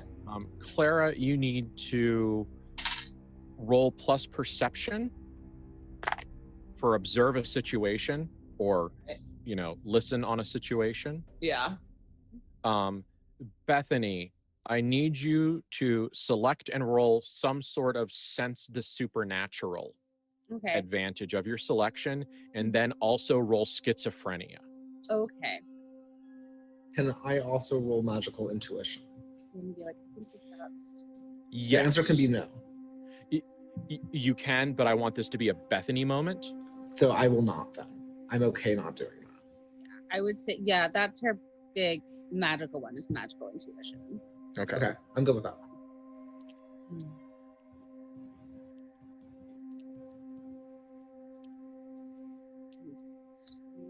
I got a 12 on observe a situation. Okay. So, I got a 14 for the magical intuition. I dig it. So it was 10 plus soul. And then You got a negative 15 on schizophrenia. I got 14, but I'm at -1 to disadvantage rolls. So I got a 13. So you got a middle ground. Yeah, I got a middle ground for both of them. Okay. Then you do not have a catastrophic meltdown Good. at the combination of real information and unreal information that you receive. Okay. That's probably the best. Yeah. My computer fan's running so hard. It's like, why, there we go. Okay. So choose up to 2 options. One may be saved. Learn something about a creature's true nature, magical nature, illusion is weakest towards other dimensions. Fantastic. Okay. So what Clara hears is very rigorous scientific notation. So you hear, such and such at, this, sample 1 at 1:13 p.m. and 30 seconds on my mark. 3, 2, 1, mark. And you hear some, all right, great, hand me that label. What was that, 30 seconds? Yeah, 30 seconds. Clatter, clatter, clatter. So you hear something you're hearing samples being taken. Bethany, your sister is smoking a cigarette. Yeah. And the thing that's interesting about this is that this is a clean town. So you have not been around the fairly pervasive experience of cigarette smoke as much as you normally are. And so when your sister breathes out, your fractured mind gets a case of what's that word, apophenia, and you start seeing shapes in things that don't have shapes. And when Clara breathes out, you see a ghosty sort of human shape. You know, think all the little flickering things from Night on Bald Mountain. You see that, and then she takes another drag and she wants to ask Matthew something. You know, it's, you know, do you think I should get a different dress or whatever it is that she just thought about while they were doing, where they had a pause in the testing. And as she does that thing where you take the hit and you let the smoke kind of come out of your mouth and then you draw it back in. When you do that, when Clara does that, you actually see like a little spirit face thing, like it's not in the smoke. And this is what took you a minute. It's not in the smoke. The smoke is revealing it. And as she breathes in, there's some fragmentary image of something like screaming and crying and clutching at her mouth as she sucks it down into her. And when she lets the smoke back out, like all of these little wispy body parts, as if taking it into her lungs and then spitting it back out, shredded it. And you hear, and there's other non-human shapes in it. There are these like stampeding, there's like this herd visual cloud thing of these big, heavy, fat, stampeding round animal things, like some kind of quadruped, not a beautiful horse, not even like the horse that had no skin and was like tied to the rider and on fire, which is one of your earlier visions. This is like just some big fat pig, boar, really fat dog. But it's you know, and you see these things kind of swirling around, and you can see now it's like when Clara blew that smoke out, it's like you're infected. It reminds you of the spores from the mushroom temple, how they spread around. And you feel now, and this is the schizophrenia, this isn't how it works in the DSMV, but you feel the tiny little fingers and the tiny little mouths and the hair all over your exposed skin. And every time the wind blows, you feel all of these little silken tiny shapes against you for a little while. And it is terrible, but the magical intuition that you get is that this is maybe a little bit real.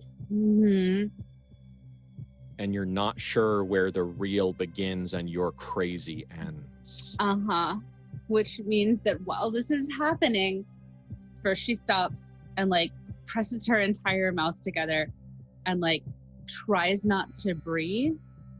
And then starts to like bring her hands up around her mouth, and she's just like trying to hide, like not in a huge like freak out about it way, but she is trying not to breathe and trying not to let them touch her. Clara, you are thinking way too hard about the rubbing alcohol and what the engineers are saying to notice. But Matthew, who is in a mild holding pattern, absolutely starts to see the control rods slide out of the reactor. Yeah, and this is sort of his and Bethany's jam when it comes to whether is something real has been like an ongoing thing between them. So I think the first thing he's going to do is look and just be like, is there something that I am not noticing that actually is a valid thing for her to be freaking out about? Because at this point, Matthew has has the understanding that sometimes when Bethany has a moment, it's because something is actually happening. But if he doesn't see anything, then he will gently put a hand on her shoulder. He will telegraph that, so it's not sudden. And he will murmur in her ear, because he doesn't want anyone around them who might be around to overhear. I don't see anything strange. And then he will gently start leading her, and like he will start to gently lead her, like, we are going back to the hotel, and he will say much louder in a normal, jovial conversational tone. He is just leading his sister away. It's just fine. Clara, we need to head back. Oh yeah, like a friendly tone, like everything is fine. And he will basically do his best to mask for Bethany while we are heading back. Okay. The last piece that you get, that's something that you're not going to understand yet, Clara, as you guys step away, is that the loud one is now apparently, in the period of time that you were there, they're done taking their samples. So it seems like now they're finishing their notations, their paperwork, they're putting things in the right place, they're doing all of the administration of samples. And my sister, who deals with samples at her job every day, is going to call me and be like, we need to talk about your scientific method, boy, because I have problems with you right now. So, they finish putting away all of their things. And then the loud one goes, look, buddy, there's two of them. Let's see what happens. And anyway, look, you're cranky. I know why. It's hot. I'm hot. It's kind of shitty out here. Would you like some crispy crab?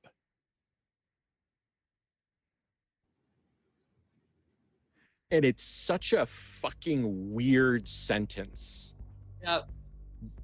Because this is several hundred miles away from where anyone should be eating crab. Yeah, Claire's kind of walking away to go back, and she pauses as she hears that. What does he say in turn? And what's interesting is that, like, the thing that you hear now, as now they like turn towards the street as they're getting ready to go back down the stairs, and you hear this clearly, is him going, no, it makes my mouth go numb. What's a drug? They're talking about a drug. That's all Clara thinks. It sounds like a drug. What the fuck is crispy crab? I don't know, but she wants it. That's where her brain went. She's like, mouth go numb. I want some crispy crab. Can I get that in writing for when you find out what it is? Oh God, no. I just need to say really quickly that I looked up, because I was like, is this a 1950s thing? Because a lot of times I am the one who doesn't know a 1950s thing out of our group. Mm-hmm. So I was quietly looks up crispy crab, and all it did was give me crab rangoons, and now I want crab rangoons. Now I want crab rangoons. Right? It's I was like, how dare. It's 20 after 10 in semi-rural Western Pennsylvania, you son of a bitch. I can't get Chinese now. Curtis just damned you as well, sir. I know. It's the worst. All of us are sad. New York. Look, I'm on a diet. I can't do it either. So we'll all suffer together. Can you just eat the filling? Like, can you just like eat it? Wow. That's not worthwhile. No, yeah. Don't you taunt me. Elon's gonna be staying up late into the night, like just looking at the ceiling, crispy crab. So this curious. moment. So freaking curious. Anyway, she's like, all right, makes his mouth numb. I guess we'll go back to the hotel. Yeah.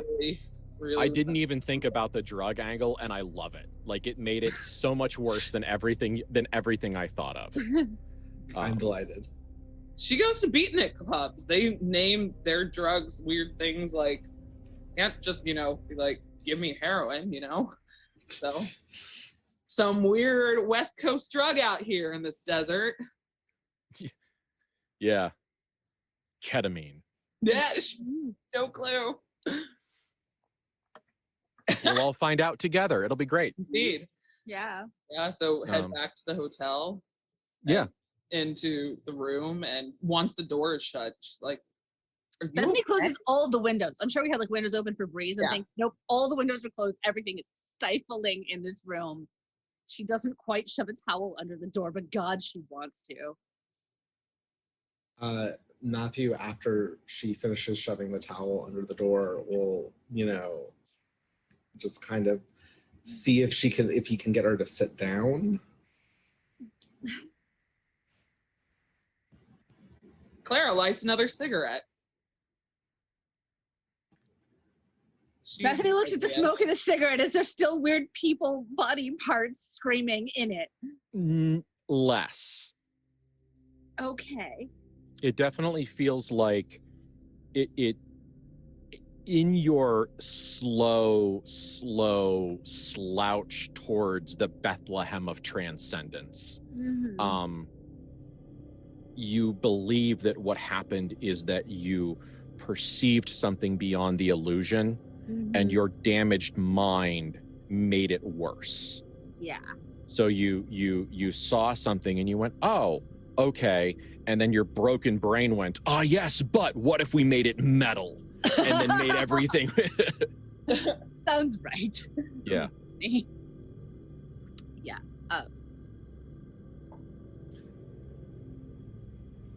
There's something in the air. I see. There's something else in the air. And they were taking air samples. They were. They are from somewhere called Proving Ground. Proving Ground. I don't know if that's one of the test sites. Now, the storyteller is going to tell the players that the nuclear testing site is known in this era as the Nevada Proving Grounds. Okay. So we should probably know. Would we know that? Probably. That's what I was trying to say. Yeah. Their existence is not secret. Yeah. St. George, however, is not inside the romance radius of the Proving being Grounds. Excited about it. Yeah. Okay. So this guy, and remember, no internet. Yeah. The newspapers print what they choose to print. It's a very different world for long distance information. But we would know. All right. Yeah, this poor yokel may not recognize Proving Grounds. Yeah. As what they are. Yeah. Yeah. But especially with Matthew's burgeoning obsession with owning that chunk of military government land, he absolutely, if Clara doesn't, Matthew absolutely will. Oh. So it makes sense a little bit why there's something, at least. The bombs. Yes. That tear reality and let things through, and they're in the air, and they're probably making people sick, and it's like tiny little people screaming all over your skin, and I don't like it. It's interesting to me that if the place in which people are being made sick by something, there is someone here to cure your ills. It seems convenient. And remember, you got a date. Mm-hmm. You actually have an honest to God investigatable date. Yeah. 6 years ago, February 14th, is when that person came here. I don't know. We'd have to look up historic records or something to see if a particular test or something happened. So it would have been 1951, 1951. Would that be something that would be an historical record? Like a public historical record? Based off my exceedingly limited research, yes. Especially since they talked about the fact that Las Vegas has nuke parties. Okay. And that the observation of a nuclear detonation was a social event. Okay. That sounds to me like somebody knew they were coming early. That they were happening ahead of time. Now, I would not be surprised if I am corrected, but that is what my brief, like, high school level research showed me. But so, also, like, if we go to dinner, actual dinner date was going to be 6:30. If we duck into, is there a library here? If not, that's what I was thinking. For Las Vegas, go find the microfiches of the newspapers from that date or those dates around that date. Is microfiche that old? Oh, I think so. I don't know. I've read enough old-timey mystery novels. Yeah, it's... I just want to make sure that we're not 30 years apart. Yeah. Oh, we're very good. Yeah. Thought so. Yeah, because Kodak started doing it in 1928. Yeah. And they started microfilming. Yeah, we good. Yeah. Like it's sort of the 1940s mystery novels all the time. Yeah, that's why I was like. It's just not something. It's not one of the things I looked up. You know, it's like I looked for actionable technology dates, and I didn't be like, what about record storage? I've got an addressograph Mark I that still works upstairs. Like I actually have an honest to God like carbon transfer addressograph. I'd like to just put out that I don't know what an addressograph is. I can waste an hour of your life explaining it on another. We'll do that after game. It is the carbon transfer technology that works like the old credit card machines, but they were for addresses. So you have a little debossed metal stamp with a mailing address on it, and they were put in folders like library cards. That's pretty cool. And that is what people used for rapid addressing of multiple envelopes. Yeah. So there's an extremely good chance that Matthew has some part of an addressograph system a thousand pardons, sir, that his secretary has an addressograph in some part of his office complex. That makes a lot of sense. Okay. But yeah, if we could swing by and look at the microfiches before, I mean, we're now in our hotel room and not to the polluted air, but. Yeah, I feel like there's like a moment, at least we're gonna need to take like a few moments to just let Bethany come to an equilibrium. Bethany would like to be able to breathe without thinking about having a panic attack, please. So now you're weird about eating souls. Now it's weird. I didn't choose those. That's fair. I get to pick. You gotta have only the classiest of souls. Yeah. I know what I'm breathing. And an absolutely disgusting line just went through my head, and I want to preface that I know it's disgusting. It doesn't matter whether the souls are consenting; it matters whether Bethany is. Oh my lord! Yes, true facts though. I mean, you're not wrong, but it's also terrible. Yeah. It's very terrible, but very true. Yeah. There's something I want to check really quickly, which is. He's checking. Claire's like, yeah, well. Put this cigarette out? Just means I can see them. I still know they're there.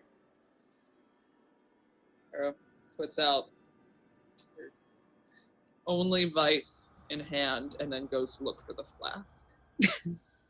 Is there anything left in that flask? Probably not. Like at this point. Now here's the question: has Clara, in a mad haze of sobriety, actually topped up the flask with rubbing alcohol? My God, we're gonna die. Not without warning them. That's fine. Yeah, no, she hasn't put it in the flask. She'll I'm letting put it in you a set coffee cup. I'm letting you set the degree of your slope of destruction. No, like she tries the flask, it's empty. She gives like this suffering sigh and just goes and picks up the rubbing alcohol and a teacup or whatever cup they've left and like pours herself a shot. Okay. No words. Just So to doing it. reiterate, Matthew, Bethany, your sister just stood up and poured herself a teacup of legitimate fucking rubbing alcohol. Do I know how lethal that is? That's my question. I'm gonna say yes. You should know that it should not be drank because I imagine that at least that level of like lab and testing safety has trickled up through management. Yeah, that's sort of that was like You know, sort of my assumption, but I wanted to just check in because that is lethal. It's probably to Matthew, it's more like you probably ought to not do that. That's not good for you, as opposed to like, bitch, you will die. Yeah. I think that like with the basic sort of knowledge of let's not.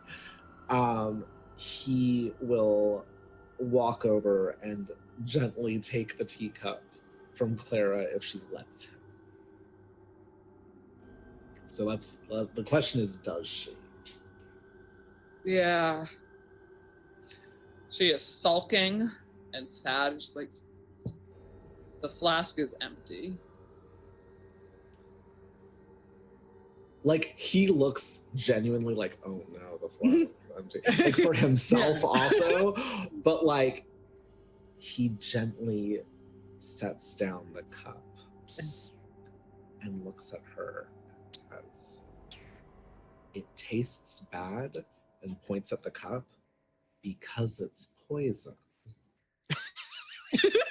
Because I did some research. They purposely put in additives to rubbing alcohol to make it taste bad because it's poison. Like rubbing alcohol, if you just made rubbing alcohol, it wouldn't actually have a taste. It wouldn't have a flavor. And so like, I feel like if he knows the basics of like lab and safety with that, he's like, and he will just kind of like scooch it away.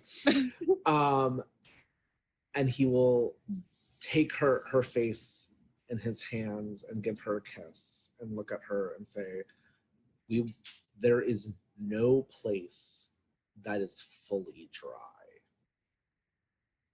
We'll find something. Yeah. All right. I'm more worried about Bethany, and she just goes to sulk in a corner. Now, you do dimly remember, and this is just making everything worse because it's hashtag make everything worse night, that David had a flask. If you want to go hassle David into giving up probably his dwindling supply of numbing agents. You just hassled David to go get us More. Yeah. Yes. Drive to a non-dry town, David, and get us a bottle of. Yes. That is the logical choice to make. Yes. Hand him the flask and say it's empty, David. Fix it. Okay. He's David. He's an entity of service. Yeah. He'll go buy more booze. Yeah. Yes. She pouts a moment. She goes, "Sorry to let the bad air in, but I'm going to ask David to get us more alcohol if we're staying here another night." I get the image of you like dramatically opens the door and stalks David. Yes. We're out of alcohol. the true danger. This is the first night. We're not even. I know, we're the worst. This afternoon. Yeah, they're rotten, terrible people, and you play them all fantastically. Like, this is fantastic. This is how we live our lives. So yes, Clara leaves to go ask David to do that, and you two can check in on things with each other for a minute. So Matthew has had some experience with entities that try to get inside you, especially with his recent experience in the hospital. Yep. And so he will sit next to Bethany after he will restuff the door. And he will sit next to Bethany and he will ask, can you see if we're infected with something? I can try. And I will use magical intuition again to see if we look different. I don't know whether or not, I'm not sure if magical intuition works for this or not, if its Sixth Sense would work with this. I have that too. Preternatural diagnostics is not really covered in the book. It's right? not. It's not. This thing Bethany kind of does. Well, I mean, I might be compelled to say that magical intuition is the right answer, though. If it is, we might use it on each other. Yeah. Because Take a moment to do that. Yeah. We've done. Perceive auras of each other to we did that with the mushrooms and stuff too. Are you infected or weird things? Yeah. I like that. I like that callback. Yeah. And also I think you got to see the soul that Bethany ate with magical intuition. Oh, it's true, I did. Yeah. And now you've eaten another one. I have, so she will look different. It's true. So I'm curious how that would be described. I don't know. Good question. Yeah. Yeah. Is it okay if we both do a magical intuition then? Yeah. Cool. Okay, while you guys roll that, I will address David and Clara solving the most important problem in Elysium in 1957. Yeah. So you blow open the door to David's room, or do you knock? She knocks. Okay. She's not that awful. With the last fraying threads of her self-control, Clara knocks. David comes to the door. Hello. Remember, he got to kill people 2 hours ago, so he's still chipper. Empty, and we're out of everything. I'm not allowed to drink rubbing alcohol. I don't know what the nearest town that has a liquor store around is, but if you are up for doing a run, we would very much appreciate it. We're at least staying here tonight, and I would like a drink. It's okay. I thought this was going to happen. I'll be right back. And he goes and grabs the car keys and toddles down to the car. Thank you. She shuts his and he comes back up.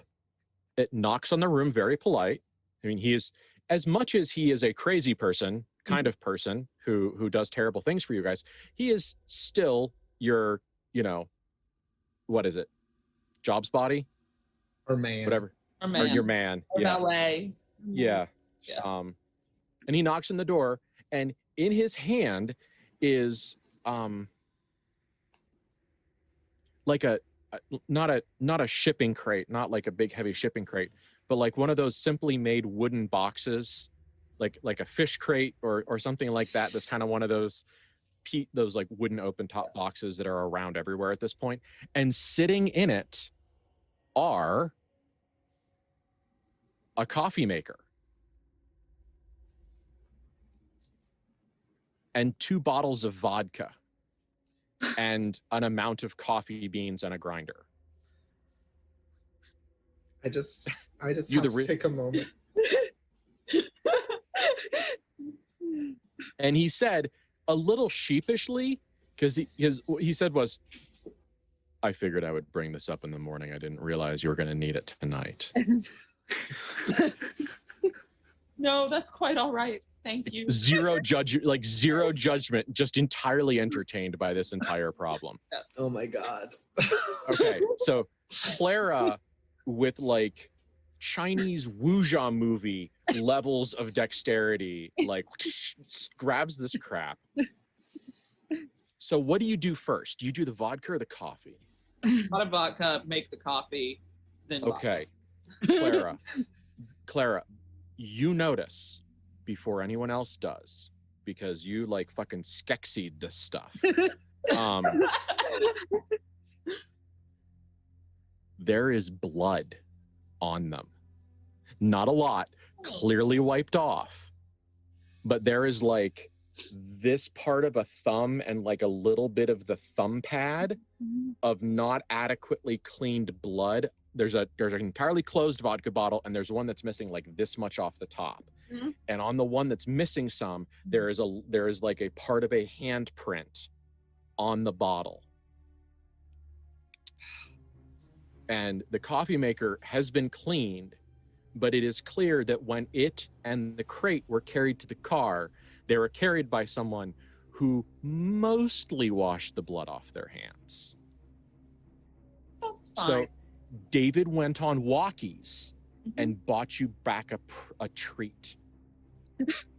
So what you're saying is that we have trained him well. Yes.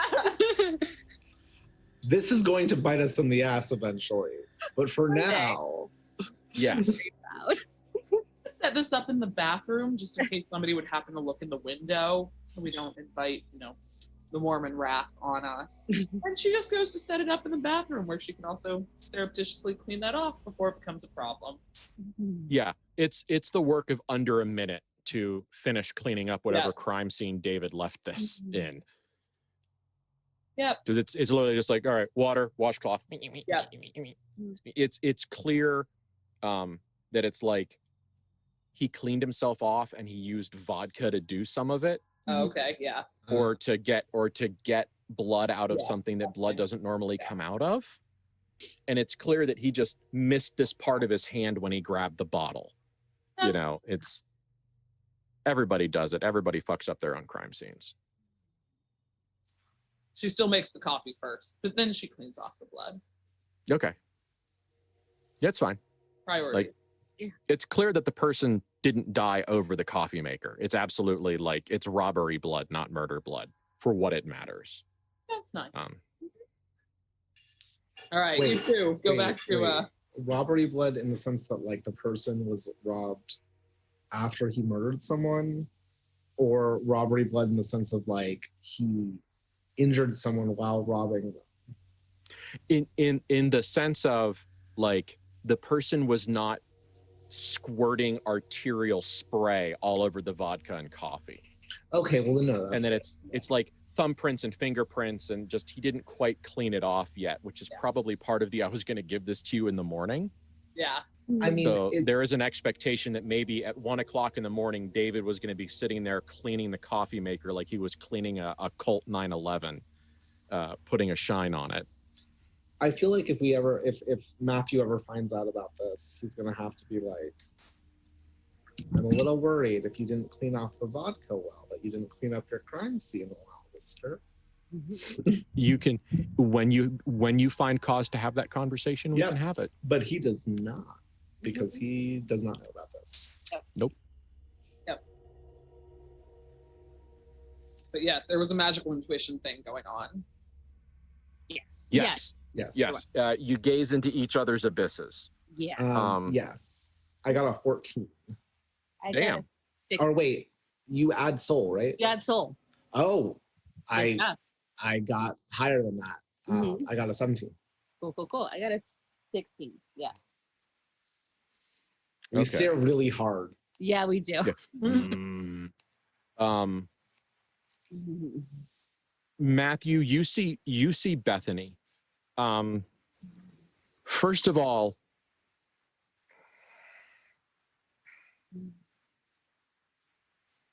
it feels like Bethany is undergoing on some spiritual level. It almost, her soul, I'm trying to be gross, but not gross.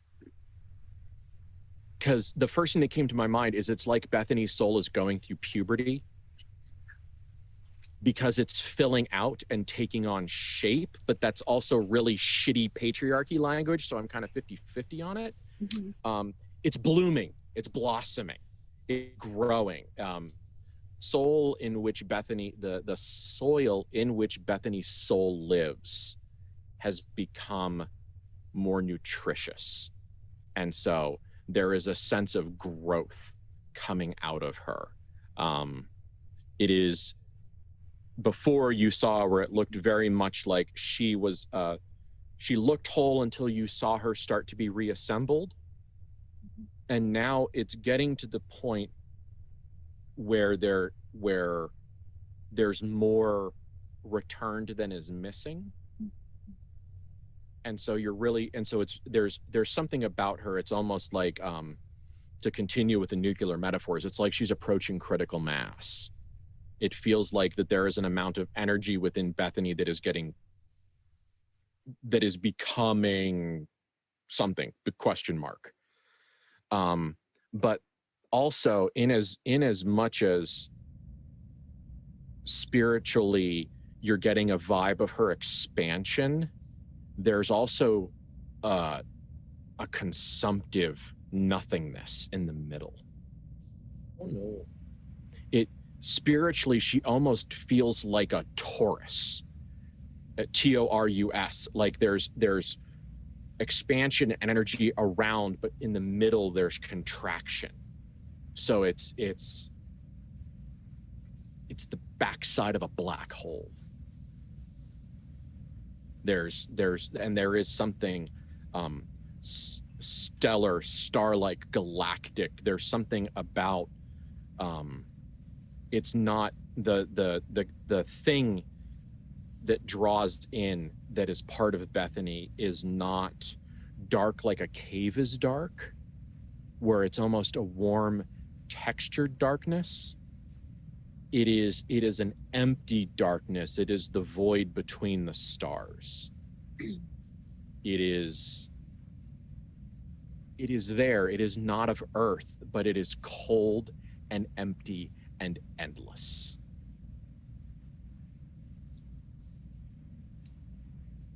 And you can feel it, E-word, eroding this growth. So basically it doesn't seem like it's caused by because at first I thought that it was being caused by the growth, but you're kind of like saying that it in the growth are like almost at odds. They're existing at the same time. It's almost like one is feeding into the other. It's like there is something about her that she is filling out, and that she is more, but it's also going nom nom nom nom inside her. Okay. So, I mean, probably the thing is that you need to make sure that the in is more than the out. Okay. And that's kind of the threat you would take away from it. So I'm gonna wait for you to tell Bethany what she sees before I do any action. Bethany, as much as your brother's soul hasn't changed all that much since you spent a terrible time standing before the black citadel of Thur and fought for the peace of your brother's soul that his father sold his life, it has felt generally the same. Everyone's emotions change, their health changes, and that affects them on this spiritual level. But what you notice now is that there is something beginning to flicker, as if there is a surface that is 95% transparent, but 5% reflected. There is something there about his head and about his shoulders and his chest that is starting to refract light. Mm-hmm. And it's like polished brass or gold or some shining, not like silver. It's not like chrome or silver. There's that yellowish kind of like more yellowish golden tone to it, but you can almost see something there. It's like all you have to do is tear Matthew away from everything that grounds him in the world, and he could just be something more. Mm-hmm. But all you've got to do is destroy everything that holds him here. Yep. That's easy. Imagine the floating Hellboy crown, but made entirely out of like crackling holographic lens flare. Mm-hmm. Mm-hmm.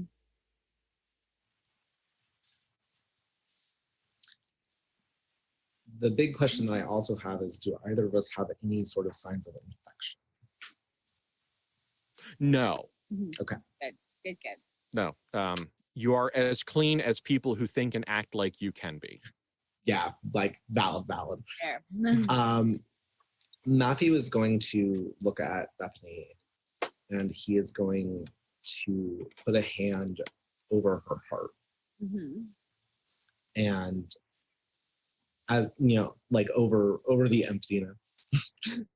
And he is going to look at her, and there's not any fear in his expression.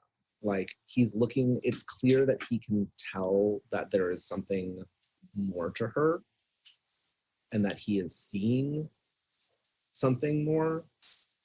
And he looks at her, and he says, if you are ever hungry, Bethany, don't hesitate to tell us. I know you're hungry a lot, and we will always help you.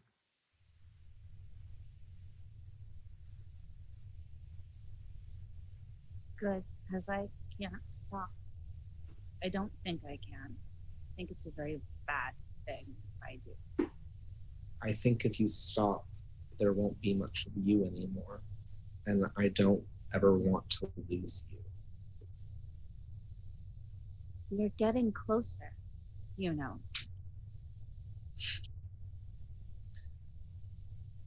We're running to catch up. But you're running too. Well, I'm always hungry now.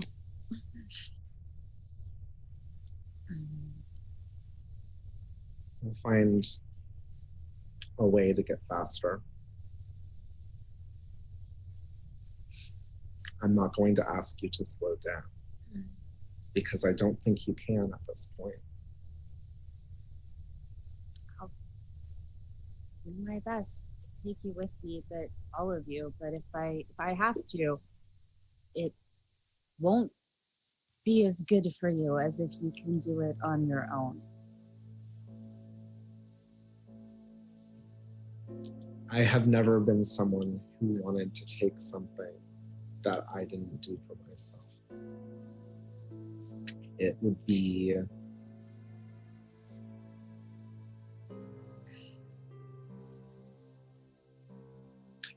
it would feel wrong to take success that's only given to me.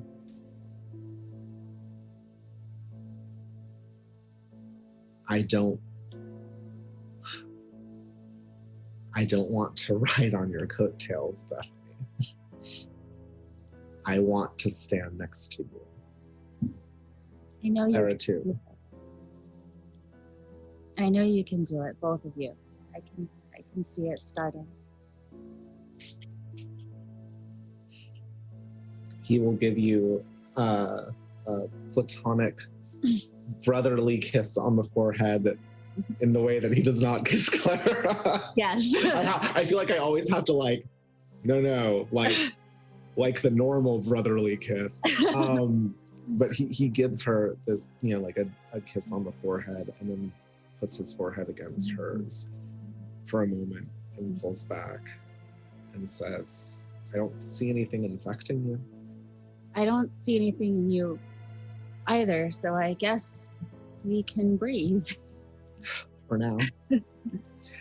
Let's get out of here as soon as we can after we do what we have to do. Yes. Especially because there's no alcohol here, Lord. Mm-hmm. I know we could all use a drink. I feel like that's like the moment.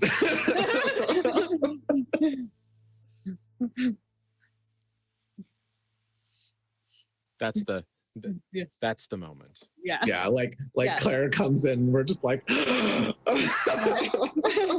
David brought us vodka and coffee. He's great.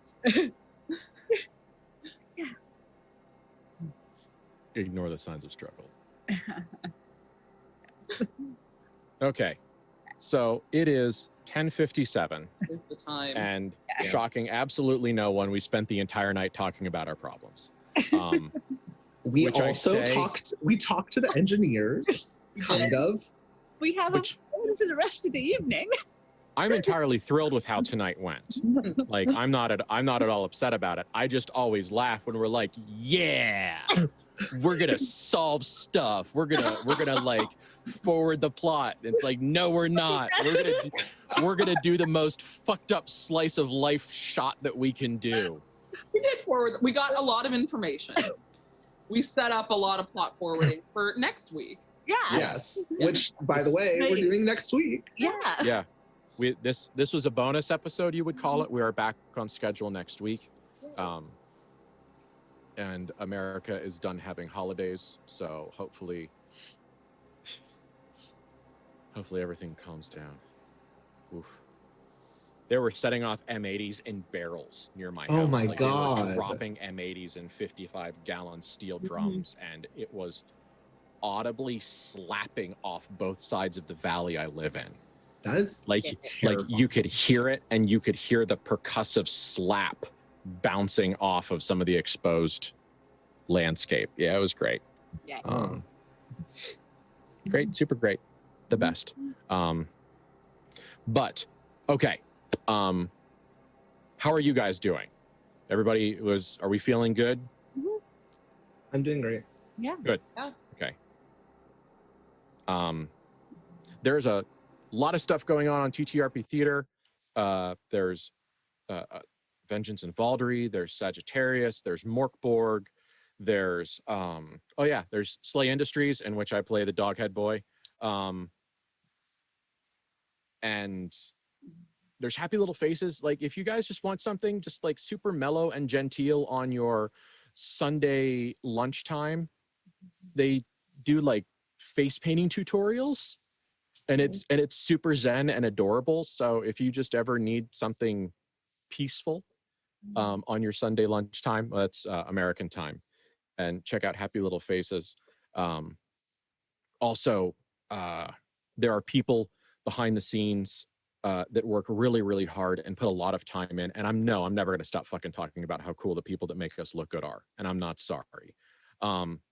There is a Patreon TTRP Theater. It is a good Patreon. You get good stuff. I became a Patreon because I realized I was shilling for the Patreon and never signed up myself. So I fucking fixed that. But here's something, guys. For $5 a month, you can have the MP3 audios of a lot of the games. So if you've ever wanted to play catch up, or if you want to listen to stuff at work or anything else like that, for $5 a month, you can have them all as like podcasts in your own like RSS feed. And that's pretty damn cool all by itself. And there's other stuff too. So please, the people that work hard deserve financial compensation for their labor, and Patreon is the best way that we can do that. So if you've got it, if you've got one extra soy chai latte in your monthly budget, may I suggest giving it to TTRP Theater, because they put a lot of hard work in, and we appreciate the hell out of them. But I think that's it for now. Remember, practice your safety mechanics, both in life and in play. No is the most loving word you can say. And Take care of yourselves. It's going to be super fucking hot, especially if you're in the US. Drink extra water. No, you're not drinking enough water. No, coffee doesn't count. We're not going through this tonight. And, take care of yourselves and take care of the people around you. So we'll see you in one whole week, and we're going to find out maybe what the fuck crispy crabs are. And they're not what you think, and they're terrible. So it's going to be the worst. It'll be great. Yeah, it'll be great. We'll see you in a week, and thank you very much for watching. Goodbye.